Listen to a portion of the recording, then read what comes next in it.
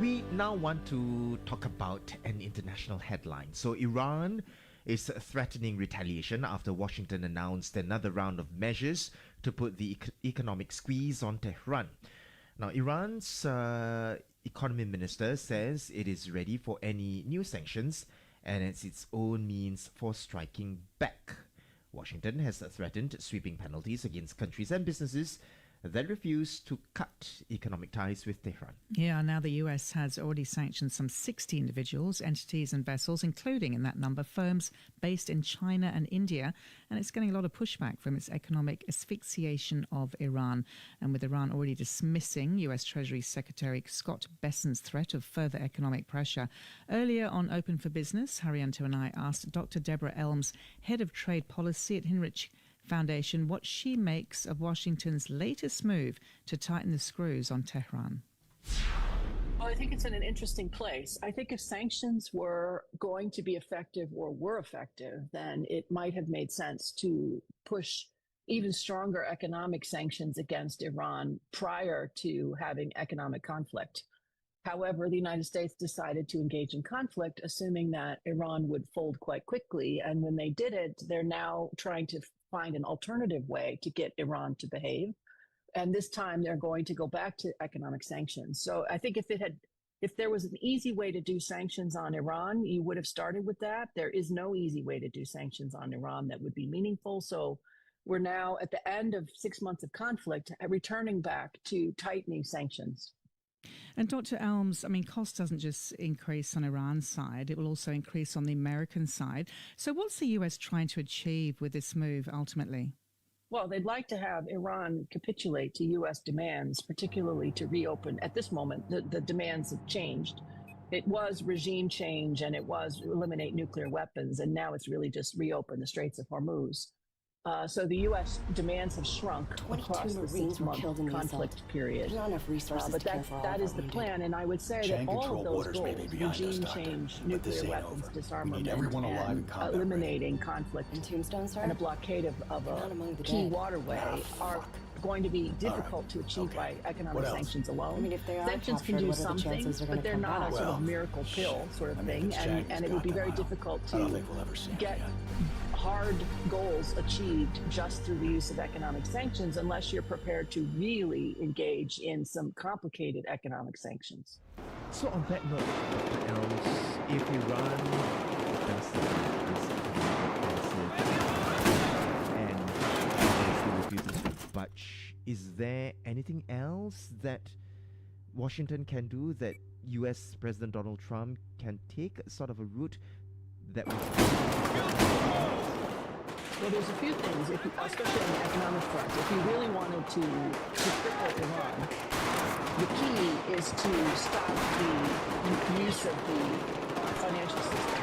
So the key thing would be to say that any dollar-denominated transactions are going to be completely halted, and that any financial services companies cannot service any accounts that have any links whatsoever to Iran. But that weaponizes the entire U.S. financial system, not just about Iran, that could then be global. And it would really open a lot of new not the least of which is that many firms will then say, well, if we could be part of doing something in Iran or something similar in the future, we need to think harder about what financial systems are we using, what systems are we using, and that would lead to bigger problems for the United States. But that is one thing we can do.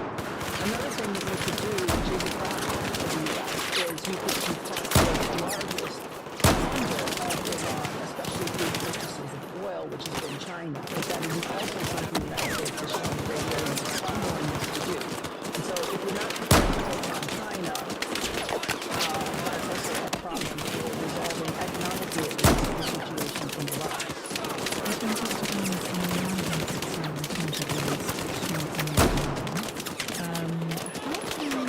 Washington close all these loopholes? I think that is the real problem. And the only way that they could would be to take this incredibly aggressive set of actions that would lead to, I think, far worse consequences for the U.S. in general than whatever they might do in Iran. So their options are not great. Their objectives are very challenging. I would say, crucially, if you're going to do either economic sanctions or even military objectives, it's always easier to do so if you have a coalition that actually supports those objectives. The U.S. has not done so with Iran, or really, frankly, with most countries these days. So I think that is a challenge. You can either tackle this on your own ineffectively, you can tackle it with a group and maybe you'll be more successful. But this sort of apparatus of ineffective individual action, I think, is a problem for the U.S. and a problem for resolving the conflict in Iran.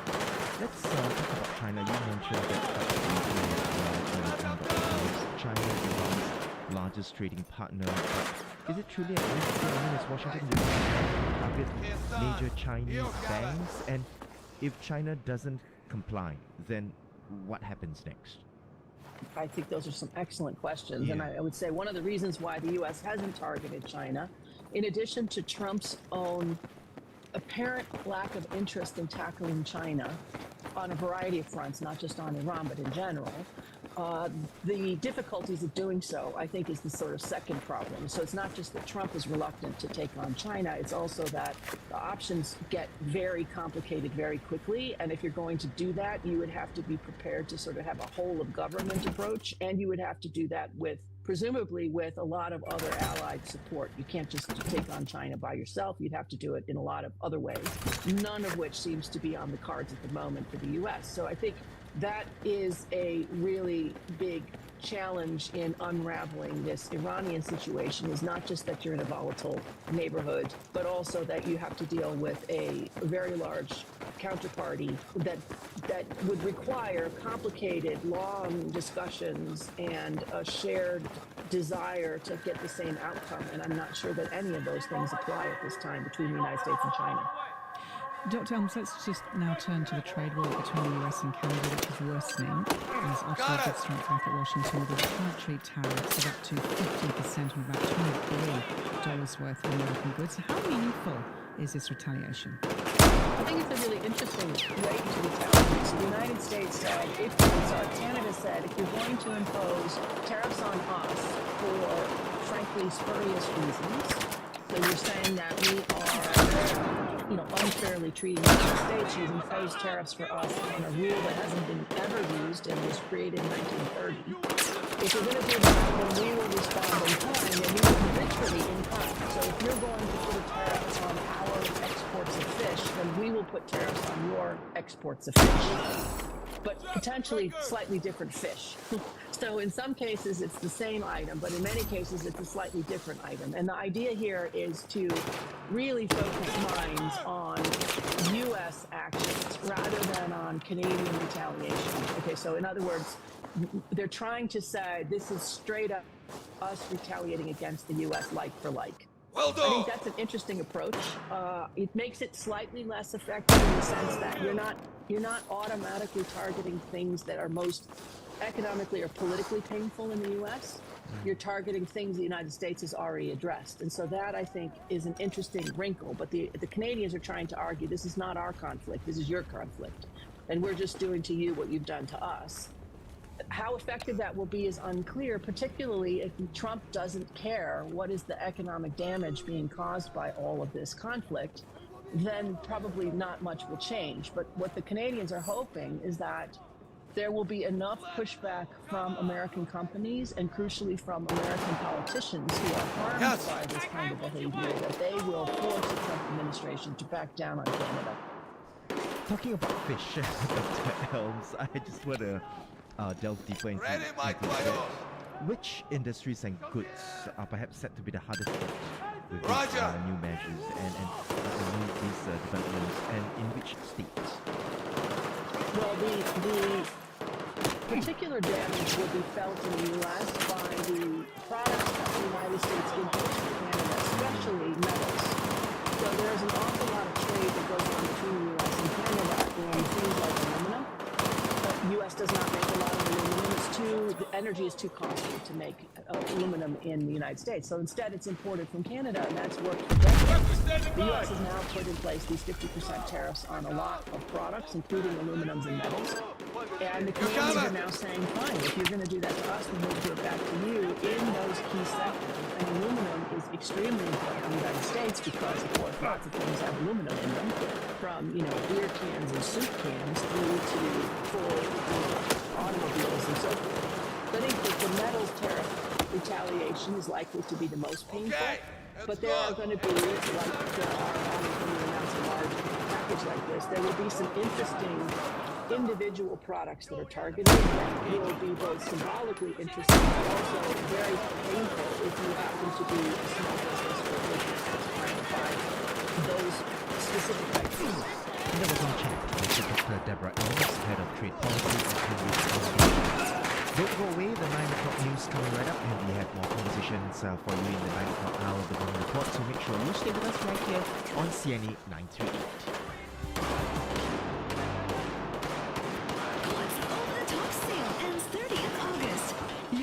Chance to get up to 80% off across IT, electricals, and furniture. Don't miss this week's star buys. Lenovo Yoga 7 2-in-1 14-inch laptop, now $1,599, save 20%. Dreamy X60 Extreme robotic vacuum cleaner, now $1,599, save 27%. Europe-based 8-inch smart circulator fan, now $239, save 40%. Plus, you could win 100,000 Quartz Home Club points every week. Shop now at Quartz stores and quartz.com.sg. And now, the final question. Which SIM-only plan gives you 600 GB of local data that you can also use in China and Japan? Max from M1. That's right. Only Max from M1 gives you 600 GB of local data, now usable in China and Japan. Plus Malaysia, Indonesia, Thailand, and other countries. Plus 27 GB roaming over 100 destinations and unlimited voice roaming. All for just $12. Switch now at maxonline.sg. Max retailer. It was one of the most iconic restaurants in America. At the top of the most famous building complex in the world. From windows in the world, you can see the whole of New York City. For its 30 Asian staff, this was the American dream. We spend so much time together, it just feels like a second family. Jupiter loved life. He loved to dance and to celebrate with his friends. But on September 11, 2001, terror struck. Jupiter above everything. He loved being a father to our son. Taking cover. I so want the story to be told and for him to be forgotten. Windows on the 1st September, Tuesday, 9 p.m. on CNA. The sound of Asia. On the CNA app. On CNA.Asia. On Google Assistant. Play news from CNA. And on your radio. This is CNA 938. Now, the morning report with Andrea Heng and Haryanto Dima. It is the start of the second hour of the morning report right here on CNA 938. Singapore is planning a new generation of mega projects that could reshape its coastline and offshore islands for decades to come. What will it take to build them and what could be at stake? We find out the science and engineering behind land reclamation. Plus, this week on The Big Question, we are asking you, what is one thing you will not trust technology to do? Text us 963-1113.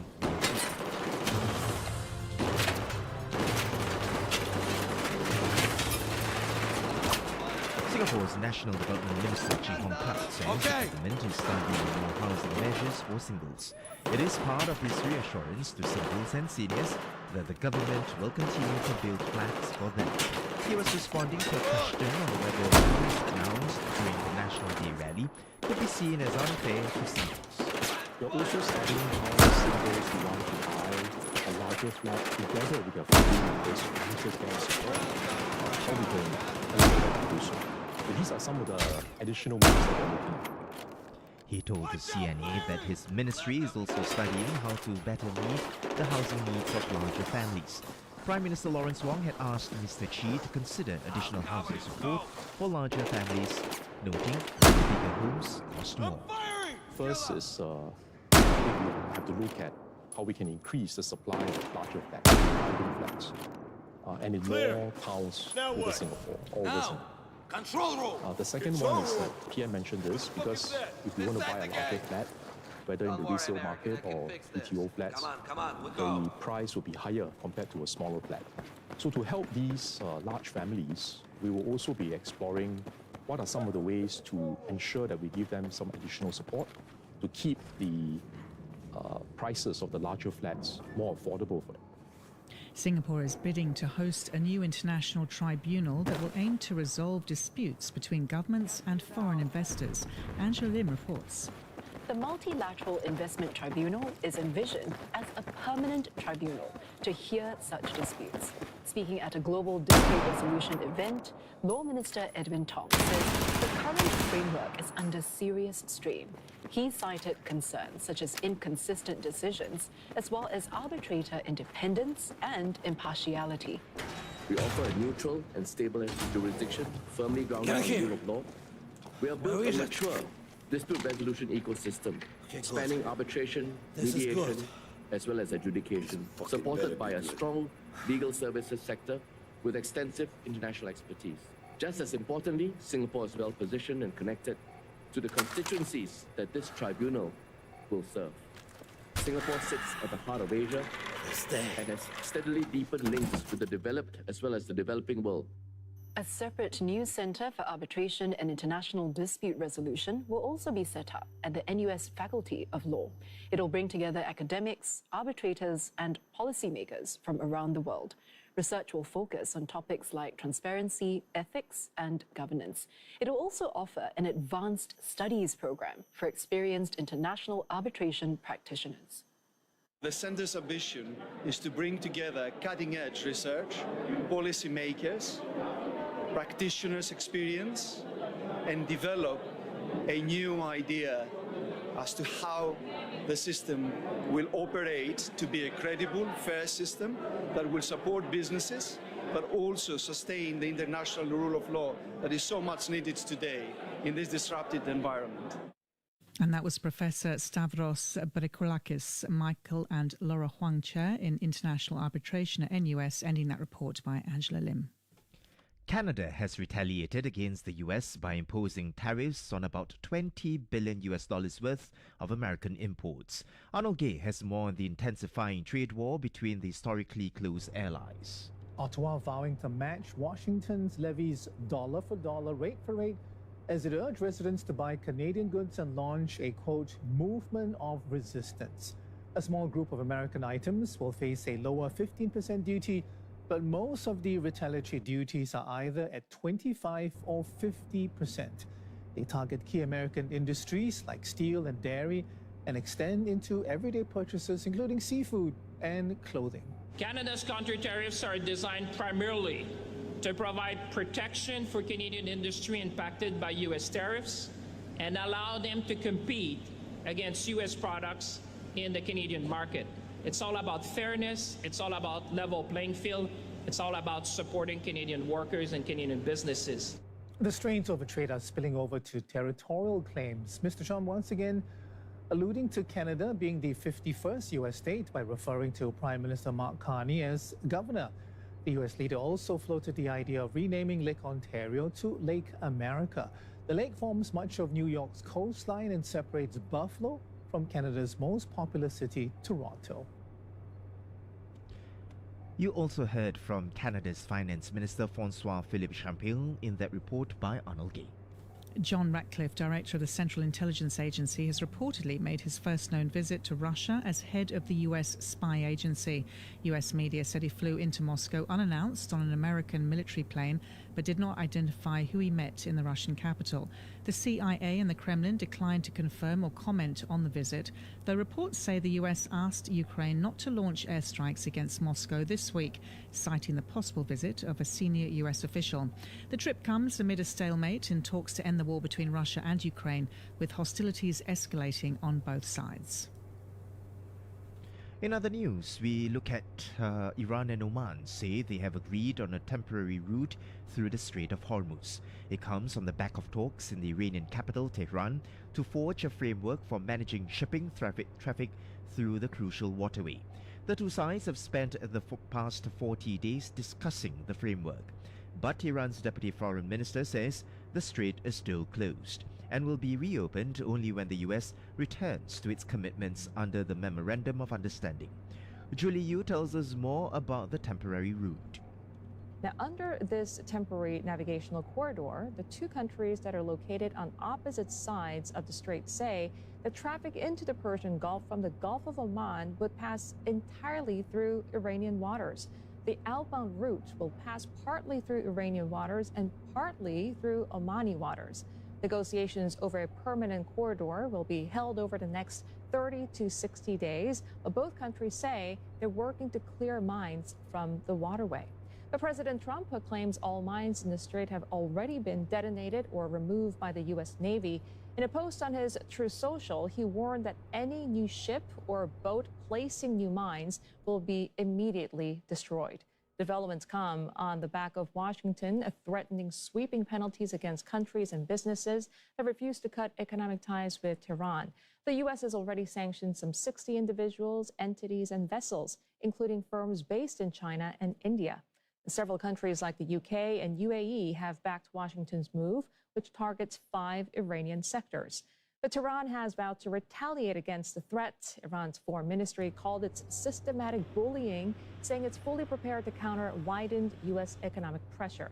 China, the biggest buyer of Iranian oil, rejected Washington's threat of sanctions as illegal, all over my mind for a very, very long time. Should not be disrupted. The United Nations has warned that the already dire human rights situation in Myanmar has plunged to a new low, citing illegal mining and scam centres as factors fueling the crisis. The agency's latest report highlights military violence against civilians, though the persistent use of airstrikes, arson attacks and displacement. It says the military and the Arakan Army, an ethnic minority rebel group, have been committing widespread and systematic abuses against the Rohingya minority. It also says illicit economies are helping to finance the conflict, with human rights abuses multiplying due to illegal mining, drug production, human trafficking and scam centres. Myanmar has been in chaos since the February 2021 coup. And moving on now, we take a look at rescue and relief operations underway in China after Typhoon Nara made landfall in Hainan province, the southernmost part of the country. Nara brought heavy rain and flooding. Chinese state media say at least 61,000 people have been affected in nearby Guangxi, where some rivers have reached their highest levels in decades. More than 50,000 people have been evacuated. Nara have been lingering over the northwestern part of the South China Sea for several days, dumping heavy rain on Guangxi and nearby Hainan and Guangdong. The storm may have weakened, but authorities have warned of torrential downpours and flooding. American country music legend Dolly Parton has died after recently speaking about her ill health. She was 80 years old. Parton had a prolific career which saw her rise from Nashville star to music icon. She wrote and performed hundreds of songs, including Jolene and I Will Always Love You, which turned into a massive hit after it was covered by Whitney Houston in the 1992 film The Bodyguard. The Rock and Roll Hall of Fame inductee won multiple Grammys and country music awards. US President Donald Trump has paid tribute to the singer and ordered flags throughout the country to be lowered to half-mast for 1 week. Here's Dolly Parton singing I Will Always Love You.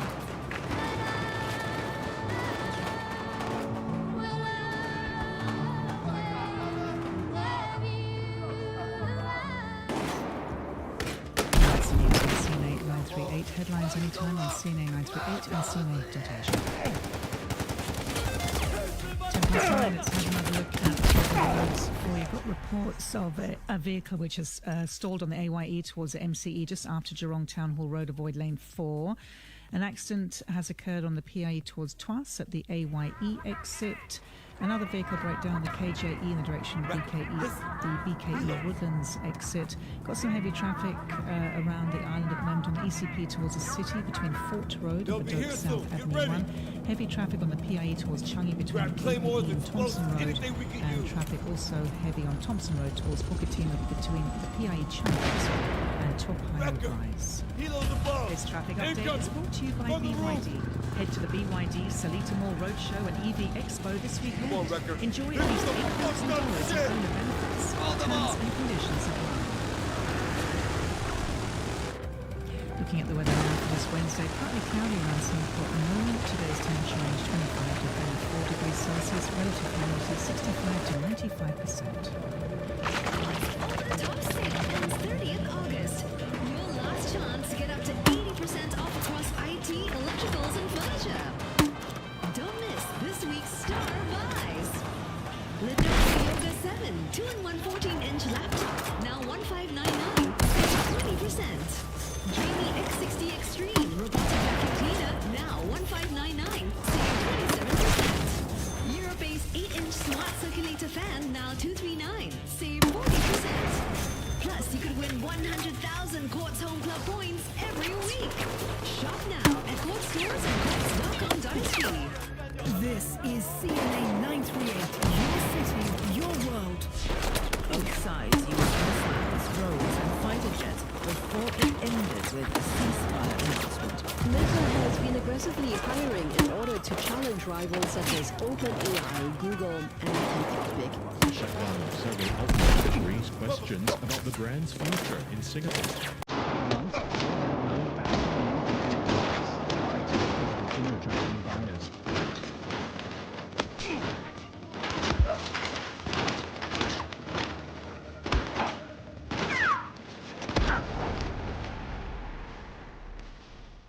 This is CNA 938, where you don't miss a thing.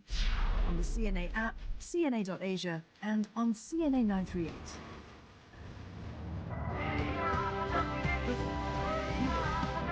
Thank you for staying with us right here on CNA 938. It is the second hour of the morning report with Justine Moss. I'm Harriet Demand. Thank you for staying with us this morning. So, Justine, you know, Singapore could look very different in the decades ahead. Singapore is developing as we speak every day. You know, we see more and more developments coming up. We are always which is good, right? Good spirit, right? To be a better country, to have better infrastructure, to have better use of land space, because you know land is really. So at the National Day Rally, Prime Minister Wong laid out some very long-term plans for Singapore's outer islands. In the west, several islands around Semakau, Bukom, and Pulau Sudong would eventually be merged into one much larger island. They would eventually support manufacturing, power infrastructure, and defence needs. Over at Pulau Tekong, there's more reclamation planned as well. We're studying whether an undersea tunnel could one day connect the island to the mainland. All of that raises a question: how do you actually make more land? And when we say we're going to merge islands, are we essentially filling up the sea between them? How much material would that take? And what happens to everything living in the seabed that gets covered? So let's examine the science and engineering behind land acquisition with Dr. David Ng. He's co-founder and executive director of One Smart Engineering. Dr. Ng, thank you for joining us this morning on the Morning Report. So, you know, when we hear several islands merging into one larger island, right, we might picture trucks or ships simply dumping sand into the water until the gaps disappear. From an engineer's point of view, Dr. Ng, what does quote-unquote joining islands or land reclamation actually involve? Very good morning, everyone.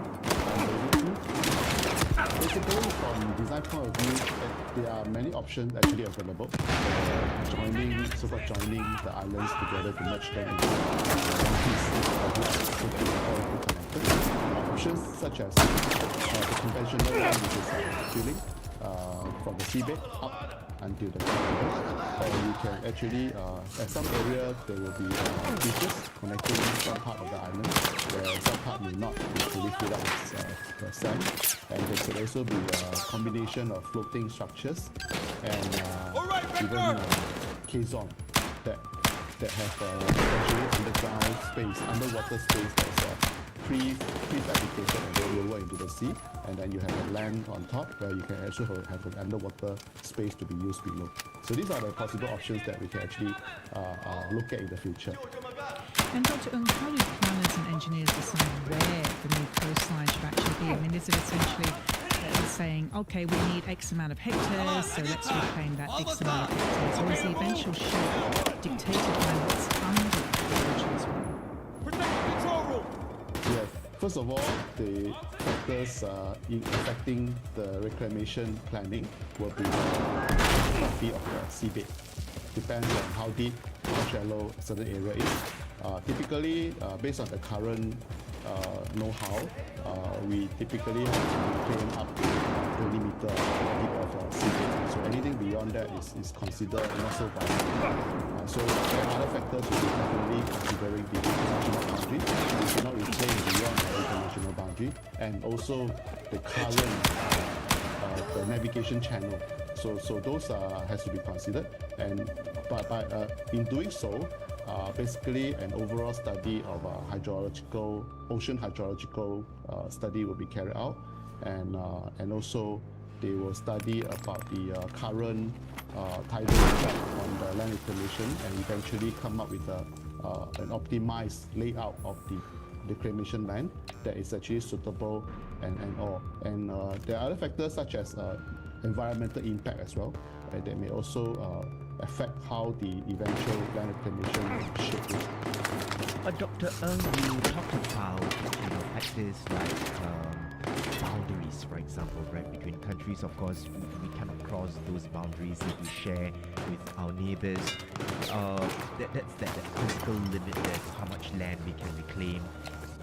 Help us understand here, as reclamation extends farther offshore, does each additional hectare generally become harder as well, and perhaps more expensive to create? Yes, in fact it is. In the past, when we have less constraint, we used to be able to reclaim faster and easier because there's less impact onto the surrounding, less impact onto the environment, because I think in the past we are still smaller. So now we have actually reclaimed a lot, and we know a lot more about reclamation as well. We also have a lot better understanding on the environmental conditions around us. So now when we're reclaiming, and we are also closer to our neighbors as well in certain area. So therefore, when we're reclaiming, there are a lot in consideration. So we have to do such thing called impact assessment. Whether technically to the structures or to the ground in the vicinity of the reclamation, and also the impact to the environment. So we have to also carry out environmental impact study to ensure that whatever reclamation that is to be carried out will have considered the impact on the environment and what are the mitigation measures that need to be carried out. This particular western cluster isn't empty though. I mean, Macau has Singapore's landfill, Bukong has major industrial facilities. Of course, Pulau Sudong has an airstrip which is used by the SAF. So how do you carry out reclamation around critical infrastructure that's already operating?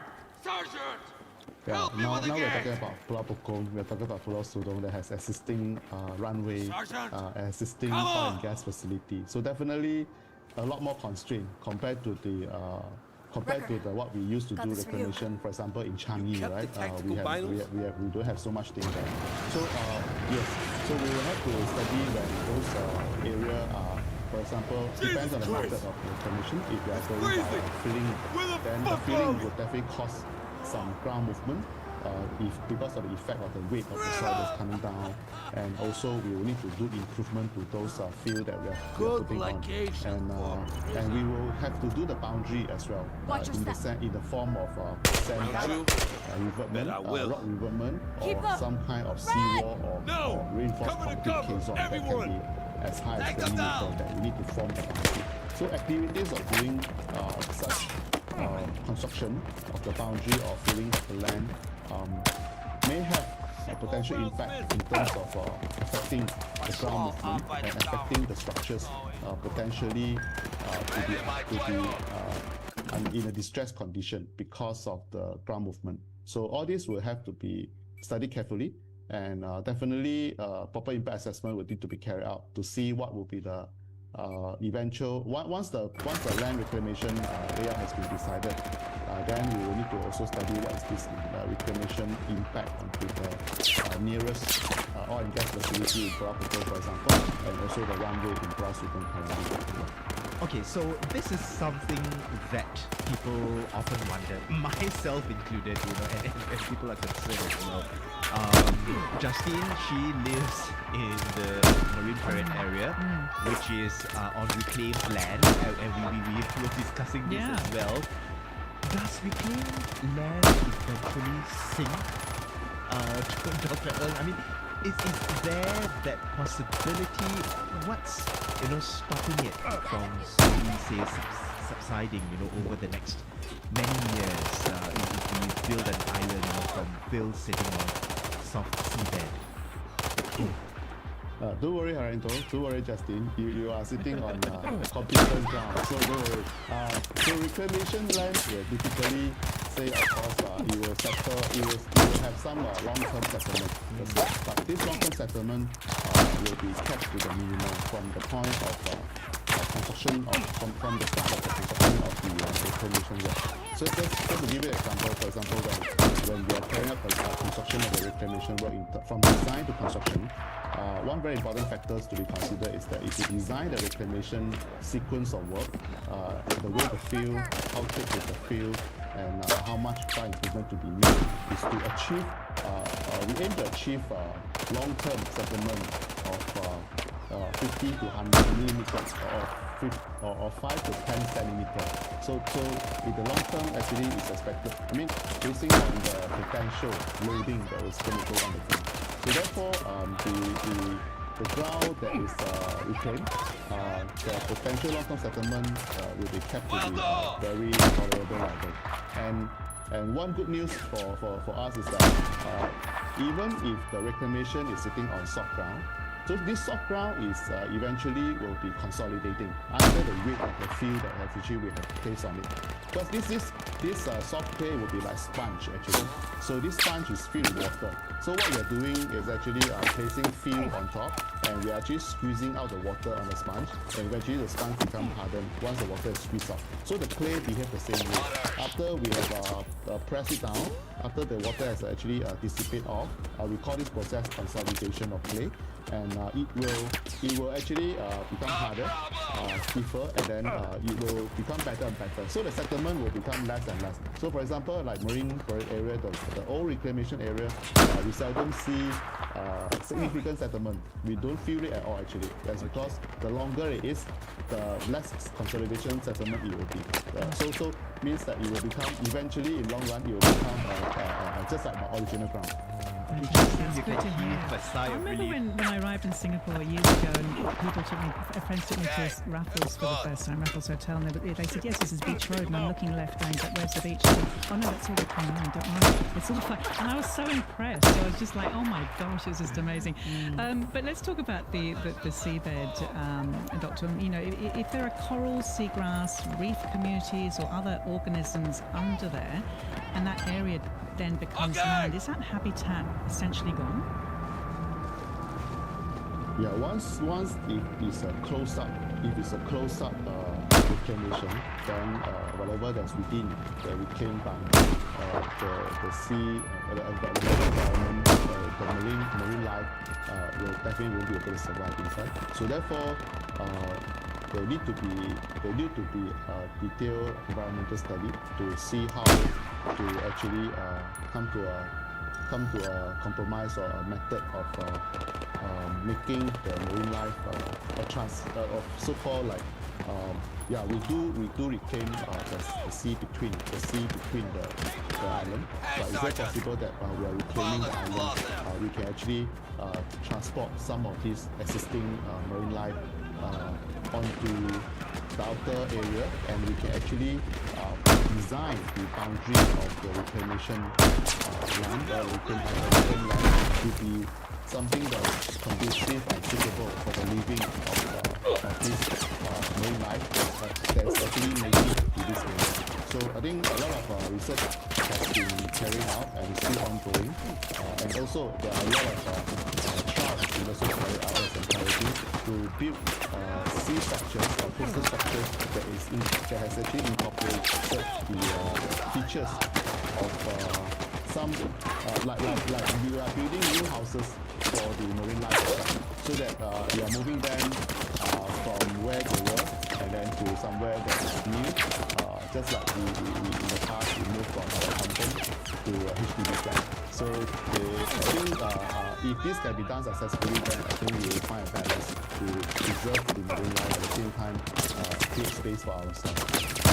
I'm glad you brought sort of that comparison from current times to previous times with kampung, and now we have HDB flats. Dr. Ng, previously reclamation was largely discussed as, okay, Singapore is small, therefore we need more land. Today we are also talking about sea level rise, scarcity of land, carbon, marine biodiversity, and trying to reduce material. Has the philosophy of land reclamation changed over the years? It is. As you can see, the way we reclaim the latest tekong holder is a totally new method that we have not tried before in Singapore. So we are definitely moving towards new methods of reclamation, and depending on the usage of the land that we are trying to claim for. So as I said, there are many potential methods that we are now exploring, which in the past I think in the past we were in a hurry to actually reclaim more land. But I think now we are like just now we discussed we are in the world of more constraint now. Even our supply of sand is not as easy as last time. So we definitely need to think of new ways. So one of these ways was of course considering combination of floating structures and not just filling everything with sand, and also we can fill, even with a fill, you can actually fill with material that we can actually recycle from Semakau Island. Actually, we are reclaiming. I think one of the objectives probably in the past we were already looking into research for making the Semakau landfill as a suitable material to be used for land reclamation. I think that research is still ongoing. I think hopefully there will be some outcome, and then this will be the real trial for them. And I think one area that many people are also looking at is creating reinforced concrete caisson. For example, 20 meter high. If the seabed is 20 meter, you will create a caisson. So this caisson can have underwater space. So you don't need to fill water. So it can be future, it can be time for future. You just like our land now, we are excavating to create underground space. Why not? In the sea now, we just place in these underground structures and prepare for future use, so that you don't have to actually fill with sand. But if you fill with sand now, you take all the trouble with fill with sand, but later you got to dig it up to create the underground space, right? So might as well we do the underground space together with the reclamation. So that's also one of the ways that we can look at. So these are more advances that actually we can look at. Dr. It's a pleasure to speak with you this morning to get clarity and really understand the science behind land reclamation, the engineering behind land reclamation. Thank you so much for setting aside time to speak with us. Thank you very much. Sharing. The pleasure is all ours. We've been speaking there with Dr. David Ng. He is co-founder and executive director of One Smart Engineering. If I hadn't taken you captive in Singapore, we would all be dead. And Pac? What about Pac? Saved it too? Our department is OTing every day. If this continues, we're headed for a heart attack. 75% of heart attack patients have high blood cholesterol. Lower your bad cholesterol by consuming foods rich in plant sterols. Marigold HL milk contains plant sterols, which have been proven to lower blood cholesterol. High blood cholesterol is a risk factor in the development of coronary heart disease. Drink 2 glasses of Marigold HL milk with plant sterols daily. Heart-friendly diet. Cover to cover, everyone! This is CNA 938. Understand Asia. With the time at 9:30, let's get to the latest from the CNA newsroom. Canada has retaliated against the US with tariffs on about $20 billion worth of American influence. Ottawa has vowed to match Washington's levies dollar for dollar and rate for rate, as it urges residents to buy Canadian goods and launch a movement of resistance. A small group of American items will face a lower 15% duty.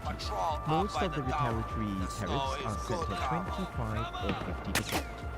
They target key American industries such as steel and dairy, and extend to everyday purchases including seafood and clothing.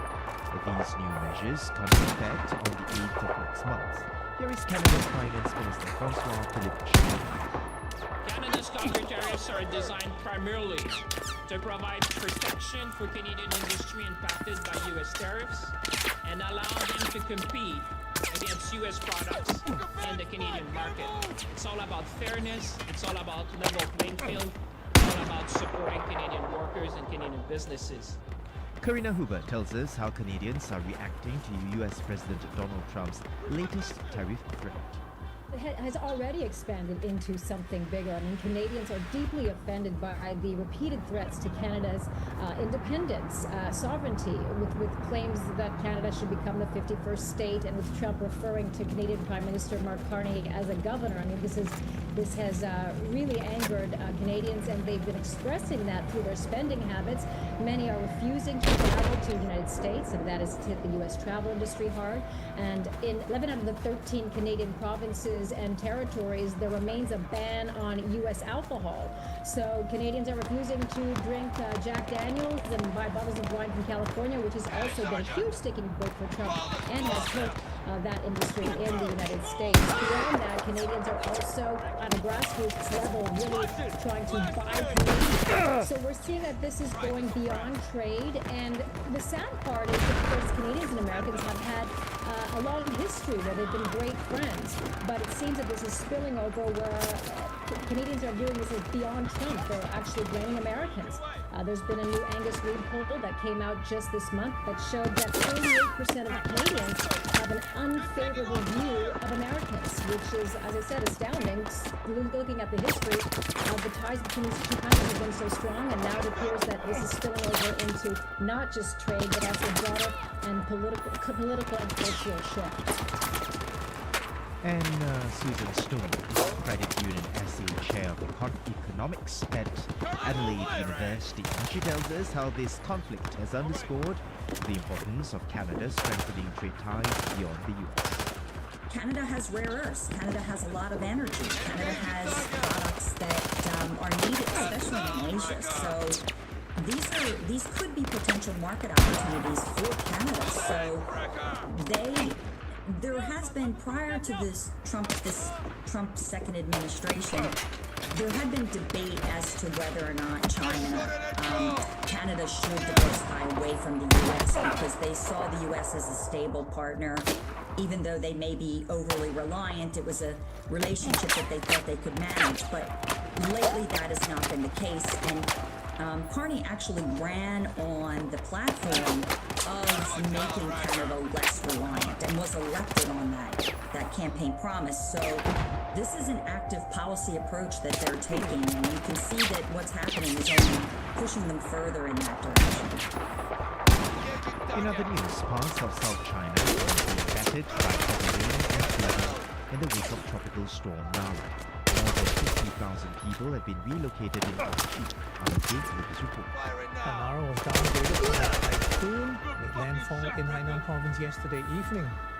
It had been lingering around the Weibu Gulf, also known as the Gulf of Tonkin, in the northwestern part of the South China Sea for several days, dumping heavy rain on Guangxi and nearby Hainan and Guangdong. The storm may have weakened, but authorities continue to warn of torrential downpours and flooding, which have submerged homes and other structures. Forecasters expect heavy rain to continue across the region throughout today. Ahead of its arrival, China raised its alert level to orange, the second highest tier in its 4-level system. Vietnam also reeling from the impact of the storm, which battered its north and caused widespread flooding and landslides. At least one person was killed and more than 4,300 households displaced. The damage disrupting transport and tourism, while power links to nearly 55,000 homes was cut. Nara, not the only powerful storm swirling in the region. Typhoon Sado, is approaching Japan's Okinawa Islands with strong winds and heavy seas. Saudul could bring heavy rain to Taiwan and southern Japan before potentially impacting China's eastern coast later this week. And we now go to businesses. AI chip giant Nvidia will report its Q2 earnings after the closing bell today. It's expected to deliver robust growth as big tech continues to pour billions of dollars into AI data centers. Bloomberg estimates that Nvidia's Q2 revenue likely doubled from a year earlier to more than $90 billion.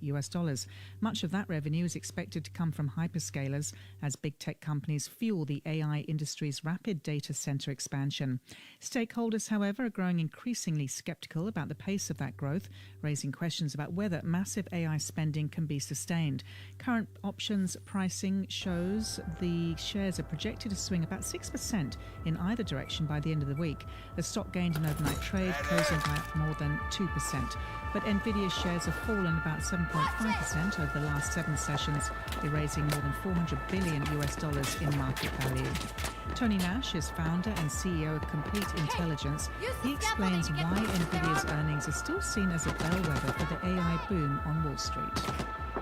I think NVIDIA, obviously, I think it's still good news.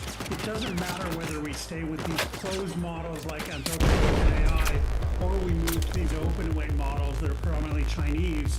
We still need processing power. So I think NVIDIA has real kind of momentum and staying power for the, medium term at least. And do they have the same sway over markets that they had? Well, maybe not with AMD and some others coming in with kind of some competing offerings, but NVIDIA is still center stage, and they still hold a heck of a lot of sway. Maybe not the kind of monopoly-like sway they held at one point, but they still hold a heck of a lot of sway. The Asian Venture Philanthropy Network says the region faces a $26 trillion funding gap through 2030, putting growth, poverty reduction and climate action at risk. The issue took centre stage at its global conference with health, education and development high on the agenda. Ishan Garg reports from New Delhi. OECD data shows philanthropic funding towards Asia declined from $4.9 billion in 2020 to $4.6 billion in 2022. Global charity leaders here say exploring partnerships with state-backed philanthropy projects could help bring crucial new funds.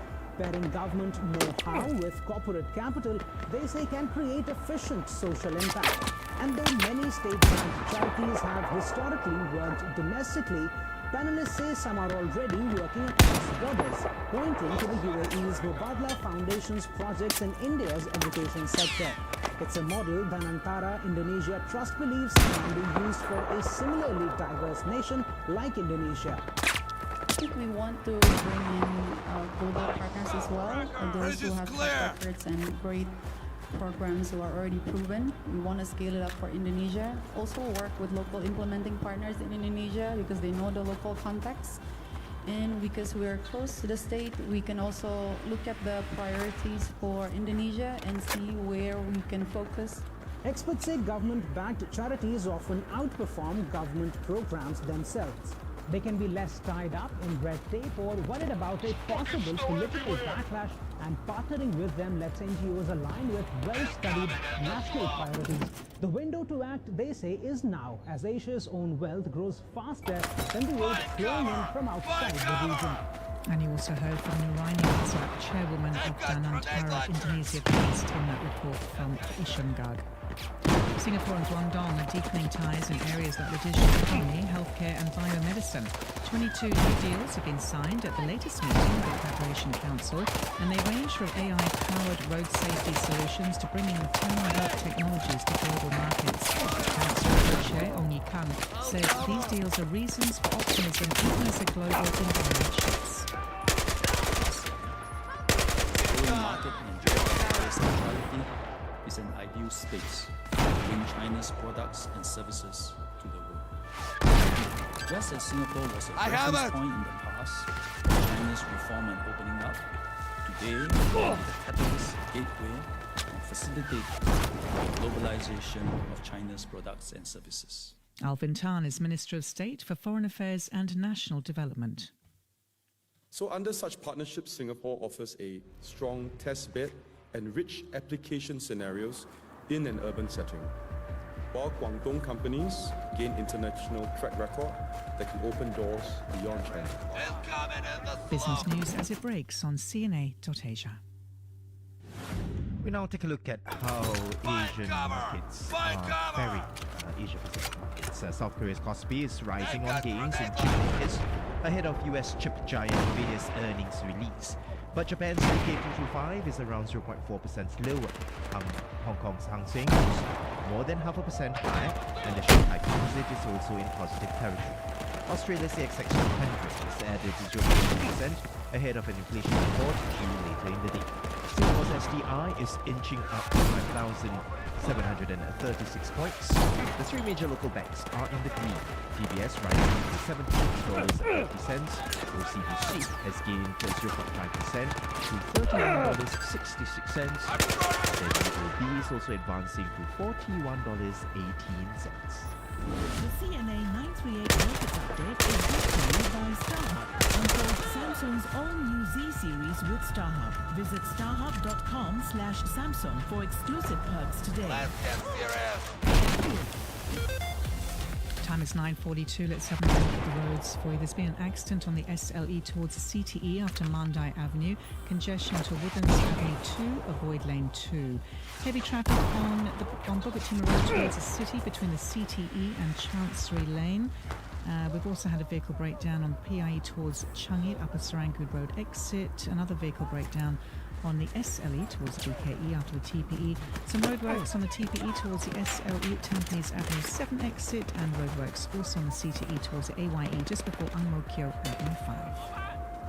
The new Premier League season starts here on StarHub's Hub Premier channels via MeWatch. The beautiful game is back. Every goal, every rivalry, every unforgettable moment, live as it happens. Pick the plan that suits you best. A monthly plan for flexibility or an annual plan for even bigger savings. Follow your favorite clubs, celebrate every win, and never miss a moment. Subscribe to StarHub Premier via MeWatch today. No contract, instant activation. Visit mewatch.sg/subscribe. And now for the final question, which SIM-only plan gives you 600 GB of local data that you can also use in China and Japan? Max from M1! That's right! Only Max from M1 gives you 600 GB of local data, now usable in China and Japan, plus Malaysia, Indonesia, Thailand, and other countries. Plus 27 GB roaming in over 100 destinations and unlimited voice roaming, all for just $12. Switch now at maxonline.sg or any Max retailer. Want the new Samsung Galaxy Z series for $0? Grab yours with more than $2,200 in savings and perks on StarHub. Get more value with exclusive device discounts and an extra $300 trade-in bonus. Enjoy more freedom with global roaming and unlimited data on the 5G Unlimited Plus plan. Plus, score more perks with a free Premier League annual pass for $380. Visit any StarHub shop or starhub.com/Samsung. TNC apply. StarHub, we got you. Now, the Wellness Hour with Cheryl Go. We're living longer than ever before, but longer lives don't always mean healthier ones. And as our lifespans increase, so do our working lives. So how can we stay healthy, motivated, and purposeful throughout longer lives and careers? Explore this with me, Cheryl Go, on the Wellness Hour on Wednesday, 26th August at 12:10 p.m. and again on Saturday, 29th August at 2:40 p.m. Only here on CNA.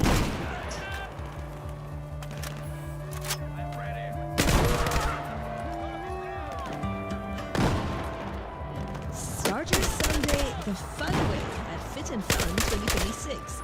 Join me, Cheryl Go, on Sunday, 4th October, from 7:30 a.m. onwards for a morning of fitness, wellness, and community, together with your favorite MediaCorp personalities.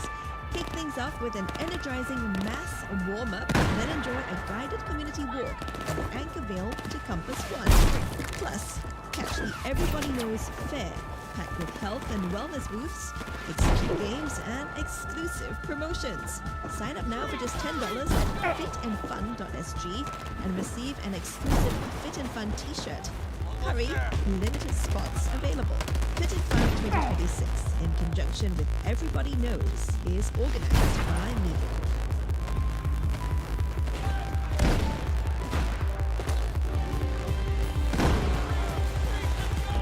thank you for staying with us right here on CNA 938. It is the final stretch of the morning report. Thank you for staying with us in the show today. Happy that it's Wednesday. Happy midweek. But that being said, which means tomorrow is the big question segment. Yes, I love this segment. Every Thursday, correct? And this week, we are asking you, what is one thing you will not trust technology to do? We have some people who have already chimed in. Yeah, he says not trust tech, especially AI, to do things like the crisis negotiation. That's a good one. Suicide counselling intervention, shaping public government policy, hostage rescue, and church pastoral care. Okay. Yeah. So Thank you, Eve, for sending those in. basically, religious advice. Yeah. You want to go to your teachers, right? We have Mega who says will not trust technology for the following task: pilotless plane. Okay. Yeah. Okay. Yes. Medical assessment. Yeah. No. Thank you for sending us comments. We talked about this. We agree between the both of us as well that no personal information, right? Yeah. We're talking about personal relationships, or if you want that sort of that human ear, that ear listening to, the human touch, the empathy, definitely, for me anyway, definitely not the personal stuff. Yeah, medical advice especially for me as well. I mean, I don't deny that. Sometimes I do turn to Google having a bit of a scratch thingy, what could it be? But it's just to be a bit more informed, I guess, and then more often, all the time, I would then seek. Yeah, go to the doctor and then say, hey, have I got this? And then he'll think, oh gosh, Harriet is very knowledgeable, not knowing that you've gone to Mr. Google. Just quite recently, because I was on a trip to Bali, right, and I had I was in the waters. I was diving, and then I don't know, I don't know whether it was a jellyfish sting or something like that. Yeah. So when I got back to shore, there was like a little red patch on my foot. So it was not itchy or anything, but it was just a patch there, and then it didn't go away. So I was like, what's happening? So then I did a quick Google search, right? Just got out of the waters, there was a red patch, and then true enough, Google said that it could be a sting, or it could be what do you call that? A shark bite. nibble. Oh, possibly. Little nibble. Yeah. A little nibble. But it did say, consult a medical professional if it gets worse. So I did nonetheless. It didn't get worse. It didn't itch or it didn't spread or anything. I did see a doctor. Doctor prescribed me some ointment, and after a week, it did go away. Yeah, so it was just probably a bit of a rash there from whatever that's in the waters, right? So yeah, let us know. What would you not trust technology to do? What's that one thing, right?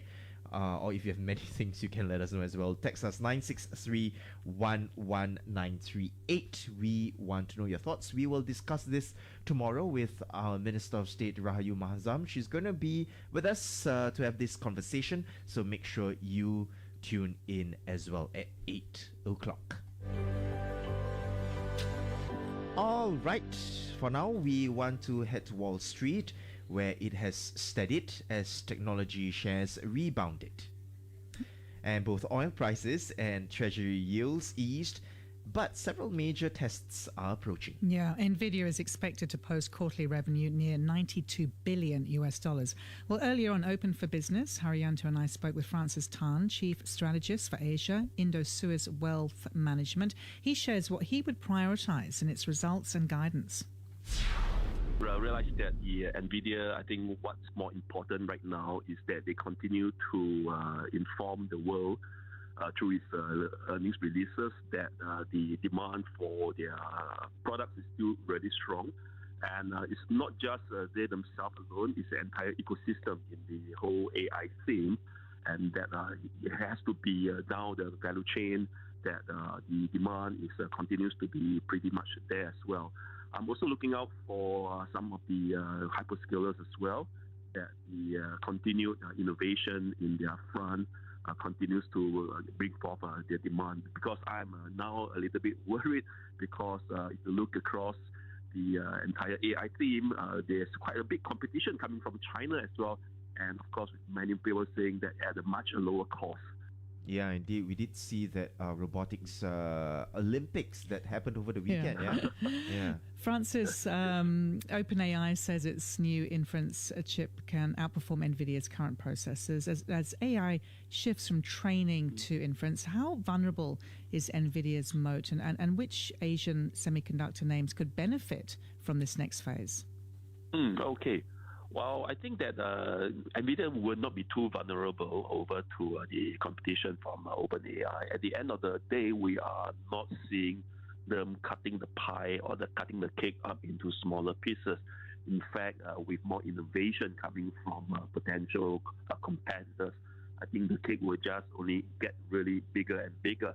And it's certainly good news for the hyperscalers that they are needing the supply, and also at the end of the day, the end consumers, because we are going to see over the next 1-2 years, or even to 3 to 5 years, that the overall cost is going to come down quite significantly. And while a lot of corporates are sensitive about cost, AI costs, and the training costs as well. So if overall cost on the supply side can come down quite significantly, I think that's going to boost quite a lot of demand. And that what I mean is that in conclusion, the pie will only just to get bigger.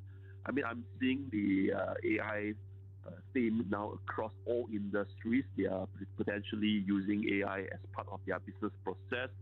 Lots of surveys are also saying that. For Asia, I think the semiconductor names should be a blanket a beneficiary for everyone as well.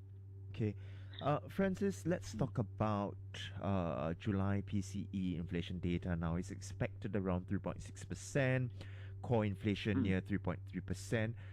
How sticky do you expect price pressures to be, and what would that mean for Fed policy and Kevin Walsh's Jackson Hole message? I mean, all eyes are on that meeting as well. It's going to be the first for him.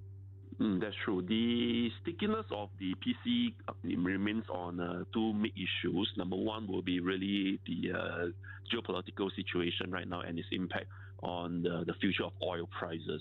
And as we are seeing right now, as of the latest information, it's not seemingly going to ease any further in terms of the situation in the Middle East. And in fact, with the latest overnight Canadian retaliatory tariff of around $20 billion US dollars worth of imports from the US, I think this is going to heighten business costs because of the form of tariff and oil as well. The second thing, of course, in terms of stickiness will be the overall housing prices or owner's equivalent rent we're seeing in the US. That, although is coming down, but it's coming down on at a very slow pace. So that also introduces another form of stickiness in the PCE. But that said, Industry House view is that we don't think there will be a rate hike. In fact, there will be a rate cut in next year, 2027. We have already pushed back. We initially thought that there will be a rate cut in the second half of this year, but we push it back to next year. One of the key reasons mainly is because in the PC or even in the headline CPI, housing is the largest in terms of weightage, and that fortunately has been coming down a little bit more. So that will be our call for the rate cut in 2027. And Francis, the US 10-year yield eased to about 4.64% but remains elevated. If inflation surprises higher, how much further could long yields rise, and have long duration bonds become less attractive in your portfolios? That's true. We are currently, of course, underweight long duration, even in the US Treasuries. One of the things is that if the inflation surprises on the upside further on growing tensions in the Middle East, I think that will certainly push the 10-year yield to up north towards the 5% psychological mark, and perhaps even beyond. So that it will be one of the more extreme situations. That will certainly bring us to have our stance of continued underweight on longer duration in the US Treasury. For now, even though we are not seeing the 10-year Treasury pushing up to the 5% mark, we are maintaining a lot of cautiousness over there and continue to be underweight duration. One key factor, Francis, for higher yields has been the Iran war and energy costs. Oil prices, they've fallen more than 5% this week, with the US shifting to economic sanctions over military action. Brent dropping to about $88. Is it justified by the de-escalation, or is it just oil market being complacent? I think it's on one end, the oil market's a little bit more complacent than we thought. Right now, of course, there's a big question mark, but seemingly the situation is, the uncertainty continues to be there. We don't know what the next step will be from either parties between Iran and also US, or in fact with Israel coming in as well. But the thing is that because with more news flow, the oil market had more certainty, and that's why we saw an easing in the oil prices. But when surprises come up again, I think we are going to see heightened oil prices again. So this is going to be an up and down kind of situation we're seeing in oil prices right now. Washington's Iran sanctions, they did stop short of its toughest options, yet Hormuz oil traffic remains far below pre-war levels. So do you see the sanctions as a manageable disruption or a continuing threat to global energy supply? I think the sanction will continue to be a threat to the global energy supply, but after so many months since the end of February strike on Iran, I think the world has gotten used to this new normal of the closure of the entire Strait of Hormuz. If anything's going to open, they're going to be a little bit more optimistic, but if it's going to stay closed, the world is treating it as a normal right now. Countries or economies, they are very dependent on oil, has over the past couple of months been seeking out alternatives from alternative suppliers. So this is ongoing.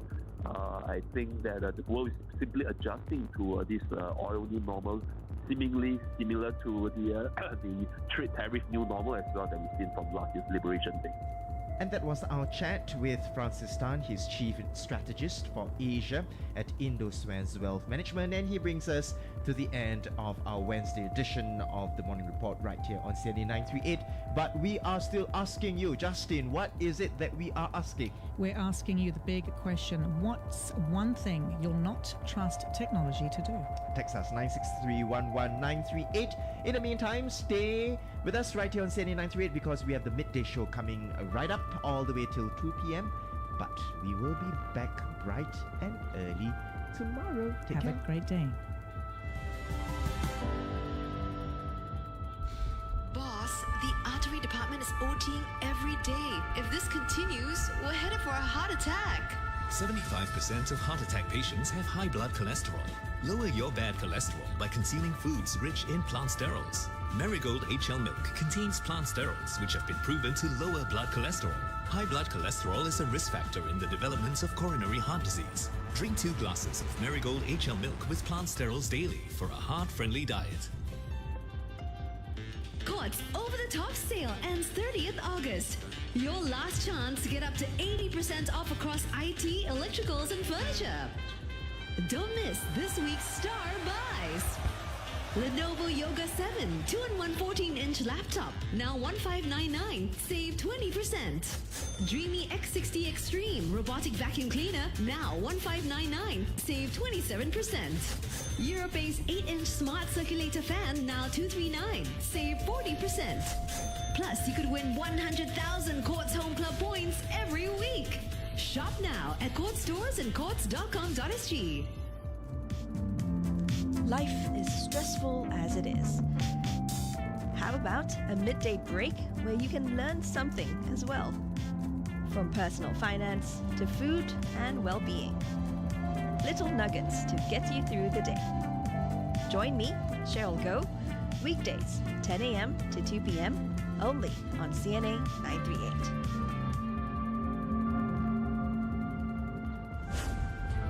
The sound of Asia. On the CNA app. On CNA.Asia. On Google Assistant. Play news from CNA. And on your radio. This is CNA 938.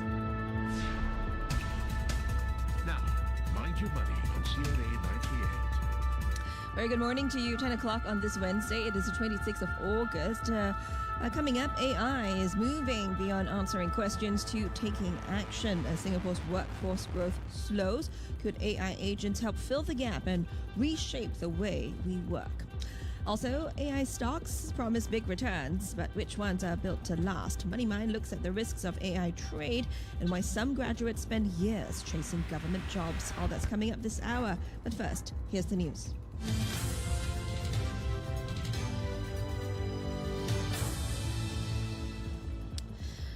Singapore's National Development Minister Chee Hong Tat says the government is studying more housing measures for singles. It's part of his reassurance to singles and seniors that the government will continue to build flats for them. He was responding to a question on whether moves announced during the National Day rally could be seen as unfair to singles. We're also studying how singles who want to buy a larger flat together with their family members for mutual care and support, how we can allow them to do so. So these are some of the additional moves that we're looking at. He told CNA that his ministry is also studying how to better meet the housing needs of larger families. Prime Minister Lawrence Wong had asked Mr. Chee to consider additional housing support for larger families, noting that bigger homes cost more.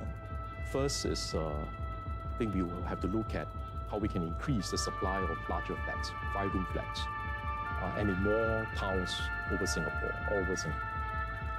The second one is that PM mentioned this because if you want to buy a larger flat, whether in the resale market or BTO flats, the price will be higher compared to a smaller flat. So to help these large families, we will also be exploring what are some of the ways to ensure that we give them some additional support to keep the prices of the larger flats more affordable for them. Some property analysts are expecting a modest rise of up to 10% in built-to-order housing applications this November. Well, this follows the government's announcement that the household income ceiling will be raised from $14,000 to $16,000. Experts say demand for larger units, as well as plus and prime flats, could see an increase. Here's Professor Sing Tian Fu, Provost's Chair Professor from the Department of Real Estate at NUS Business School. These are what in the past we call the sandwich family. They actually not eligible for the BTO, and then private housing is too expensive. And with this raising of this income ceiling, this family now can actually consider BTO as one of the options. And this family, because of high income level, they probably will consider the plus and prime housing unit or even the bigger unit in the BTO market. Market watchers are also not concerned about BTO prices, which are government-controlled and based on factors such as construction costs rather than eligibility. Now, they also see room for real resale prices to ease as the government is on track to exceed its target of 55,000 new BTO flats by 2027. Professor Lawrence Low is from the Department of Strategy and Policy at NUS Business School. We might see a little bit shift of applicants for resale flat to move to the BTO flats. So this will actually reduce the pool of applicants for this retail sector. And at the same time, we are seeing an increase in supply of the resale flats due to many flats coming on stream due to the fulfillment of their minimum occupation period. Elsewhere, rescue and relief efforts are underway in China after Typhoon Nara made landfall in Hainan province, the southernmost part of the country. Nara brought heavy rain and flooding. Chinese state media say at least 61,000 people have been affected in nearby Guangxi, where some rivers have reached their highest levels in decades. More than 50,000 people have been evacuated. Nara had been lingering over the northwestern part of the South China Sea for several days, dumping heavy rain on Guangxi and nearby Hainan and Guangdong. The storm may have weakened, but authorities have warned of torrential downpours and flooding. Now, Australia and Indonesia are holding their 10th Foreign and Defence Ministers 2+2 meeting in Melbourne, with security and closer bilateral cooperation on the agenda. Australian Foreign Minister Penny Wong and Defence Minister Richard Marles are meeting their Indonesian counterparts, Foreign Minister Sugi Ono and Defence Minister Syafri Syamsuddin. The talks come just months after Indonesian President Prabowo Subianto and Australian Prime Minister Anthony Albanese signed a new treaty on common security. The agreement commits both countries to regular consultations on security issues and is intended to deepen cooperation. Now, the meeting also follows expanded military cooperation as both sides navigate growing strategic uncertainty in the region.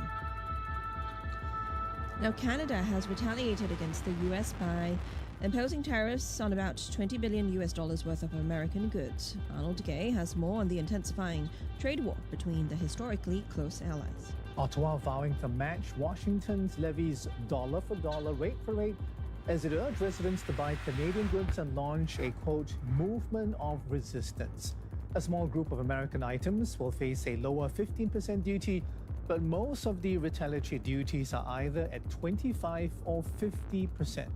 They target key American industries like steel and dairy and extend into everyday purchases, including seafood and clothing.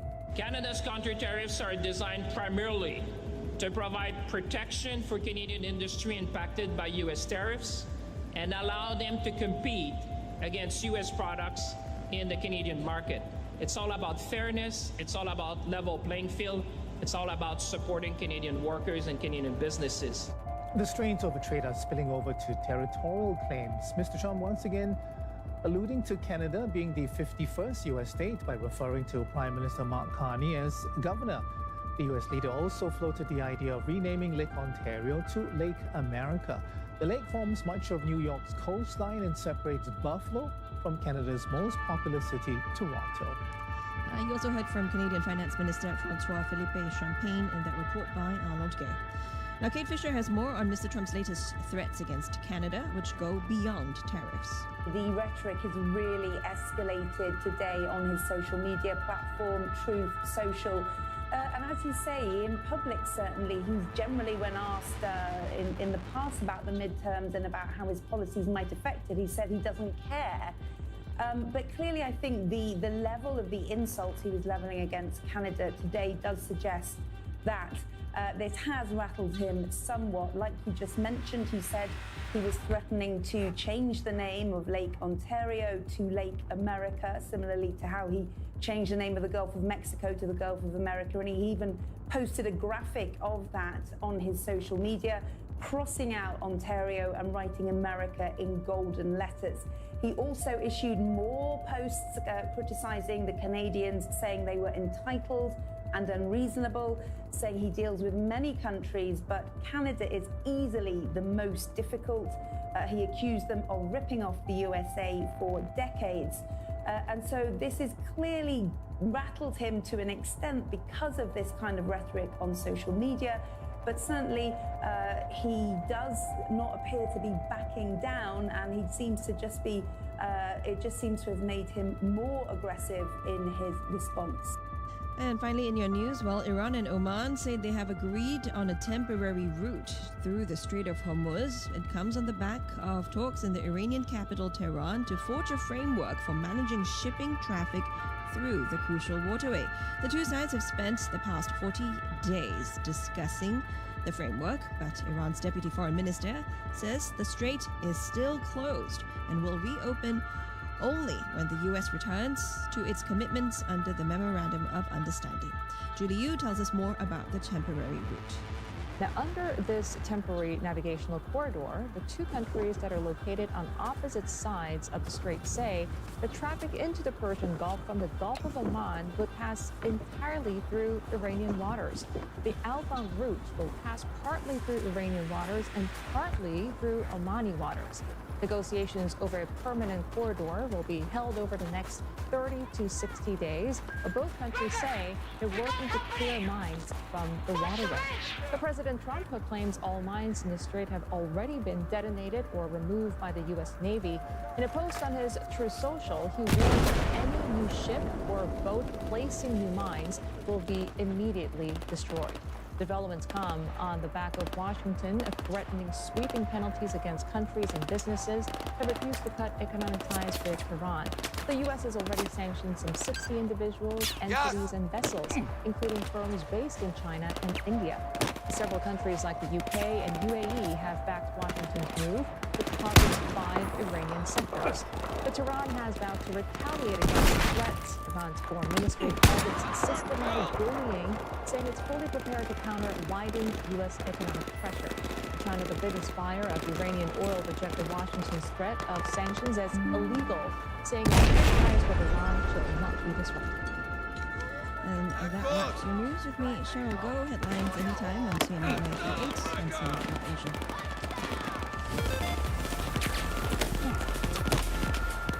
And then on this Wednesday is the 26th of August. Let's check on the roads for you. Accident on Kampong Baru Road towards Keppel and Pioneer after Keppel Road, and that's causing congestion to A1E. So please avoid lane 6 there. Another accident on the SLE towards the CTE after Mandai Avenue, causing congestion to Woodlands Avenue 2. Please avoid lane 2. Busy on the roads today. Another accident on the Keppel Road towards the city after Brani Gate 2 exit. And you're advised to avoid lanes 1 and 2. As always, please do be patient. This traffic update is brought to you by BYD. Head to the BYD Seletar Mall Roadshow and EV Expo this weekend. Enjoy at least $8,000 in owner benefits. Terms and conditions apply. On the weather this Wednesday, thundery showers expected a bit later in the morning as well as into the early afternoon. Temperature is hitting a high of 33 degrees Celsius today. Always take the Recker with you. Mitsubishi Recker Style Next Aircon saves you energy and money. It's easy to clean and is one of the classes. Now, mind your money with Cheryl Go. Yes, hello. Welcome to Mind Your Money with me, Cheryl Go. Now, in his National Day rally speech, Prime Minister Lawrence Wong highlighted how artificial intelligence is evolving from simply answering questions to actually taking action on our behalf. As Singapore's workforce growth slows, well, artificial intelligence, AI, is increasingly being seen as a way to help businesses do more with less, automate routine tasks, and free up workers to focus on the so-called higher value work. But how much can we realistically hand over to AI? Will it create new opportunities or replace existing roles? And what skills will workers need to stay relevant in an AI-powered economy? Well, that's what we're going to discuss today on the show with our guest, who is Carlos Padre, who is head of APAC at Zoom. Carlos, really nice to have you with us. Thanks for joining us in the studio. Yeah, well, thank you, Cheryl. It's wonderful to be here. I'm looking forward to the discussion. Yeah, so let's get right into it, right? So as PM Wong noted, AI is moving from just answering questions to actually taking action. But tell us, what does that actually mean when AI starts taking action on our behalf rather than just giving us information? Yeah, absolutely. So, most people's first experience with AI was just a smarter search bar. Right? You actually typed into the search bar, you got a smarter answer using the AI, right? And then you actually have to take those answers and go do something with it anyway. What agentic AI, as the term is now, is actually moving beyond that. It's actually taking the tasks and helping complete those tasks for you or for an organization. So that's the real shift we're seeing, away from just orchestration of information and presentation of information in an intelligent way to using all that information to complete tasks. In a Zoom context, we call that conversation to completion. So agentic workflows that can be built across organizations, across tools, etc., will now mean that there's less repetitive human work to do as part of the and more agents can actually complete a conversation or completion across tools and technology. Got a better idea, Irish? That's said really earlier, quite, Ginger is not dead. Chain tried to kill him but failed. What tasks now he's on board the USS businesses already comfortable handing over to AI, Carlos? And what are they still a bit more reluctant to finds out where he's located. Yeah, the early adoption we see is in highly repetitive tasks. Everybody bought our highly repetitive tasks. It's nothing we can do about that, my friend. It's tasks that I would consider as lower risk and so those are the kind of tasks. Part of the fucking plan. As we move in the agentic world, Chopper, incoming. The question becomes more about human judgment, trust, and safety, and those aspects of what will businesses really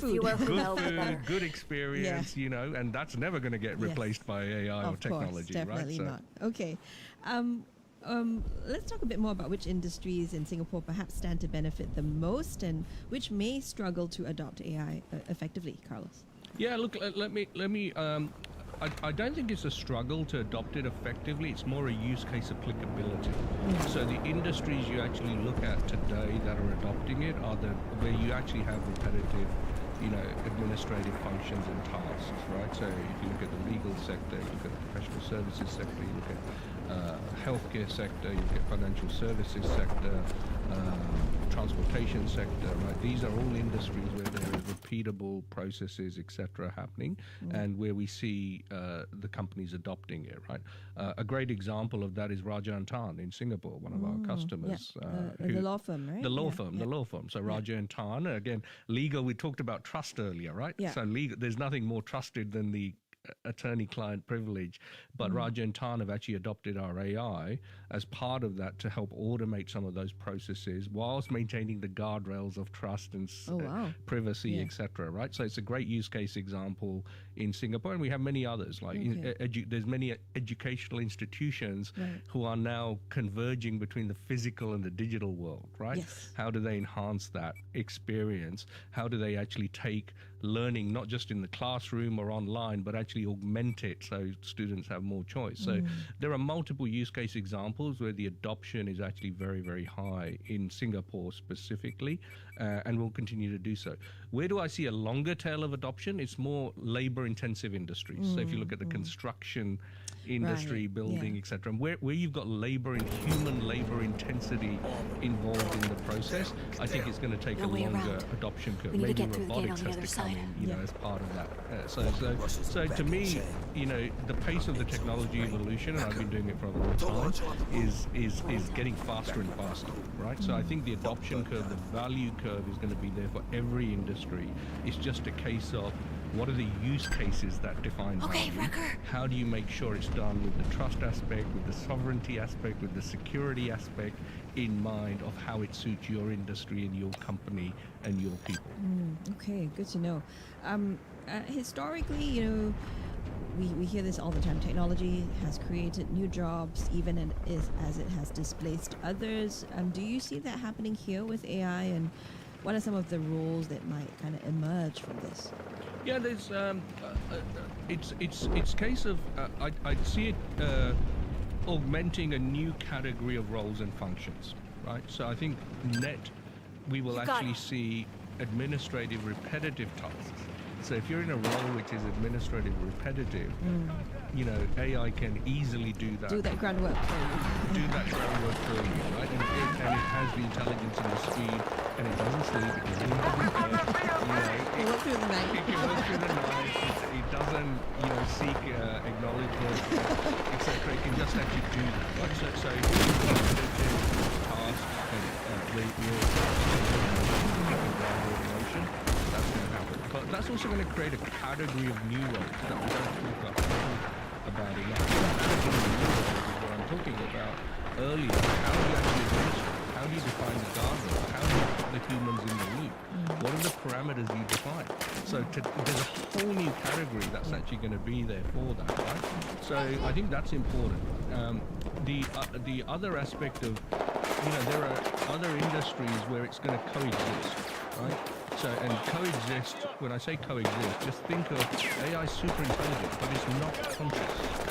It can mimic consciousness, but it doesn't have human consciousness. Right? It doesn't have real-time human consciousness. Now, at Zoo, we're actually building that artificial intelligence in. With human conversation, the AI can interpret it. Right? We will just interpret it, and that's actually a clear advantage we have today, that we're building a contextual unit. Zoo is a communications company, and the retrieval augmented generation. So today you basically generally go into your chat window, you ask it to do something, and it just responds to what you ask it to do. It doesn't have the context of this real conversation to bake into. This is what Sharon did, this is what Sharon did, this is what Carson Simon did, and we're going to have a conversation. So that contextual awareness is going to be super important for some of the another example I would use, and this isn't new, just think about it. Telephones have been around for how long in our era, right? This is exactly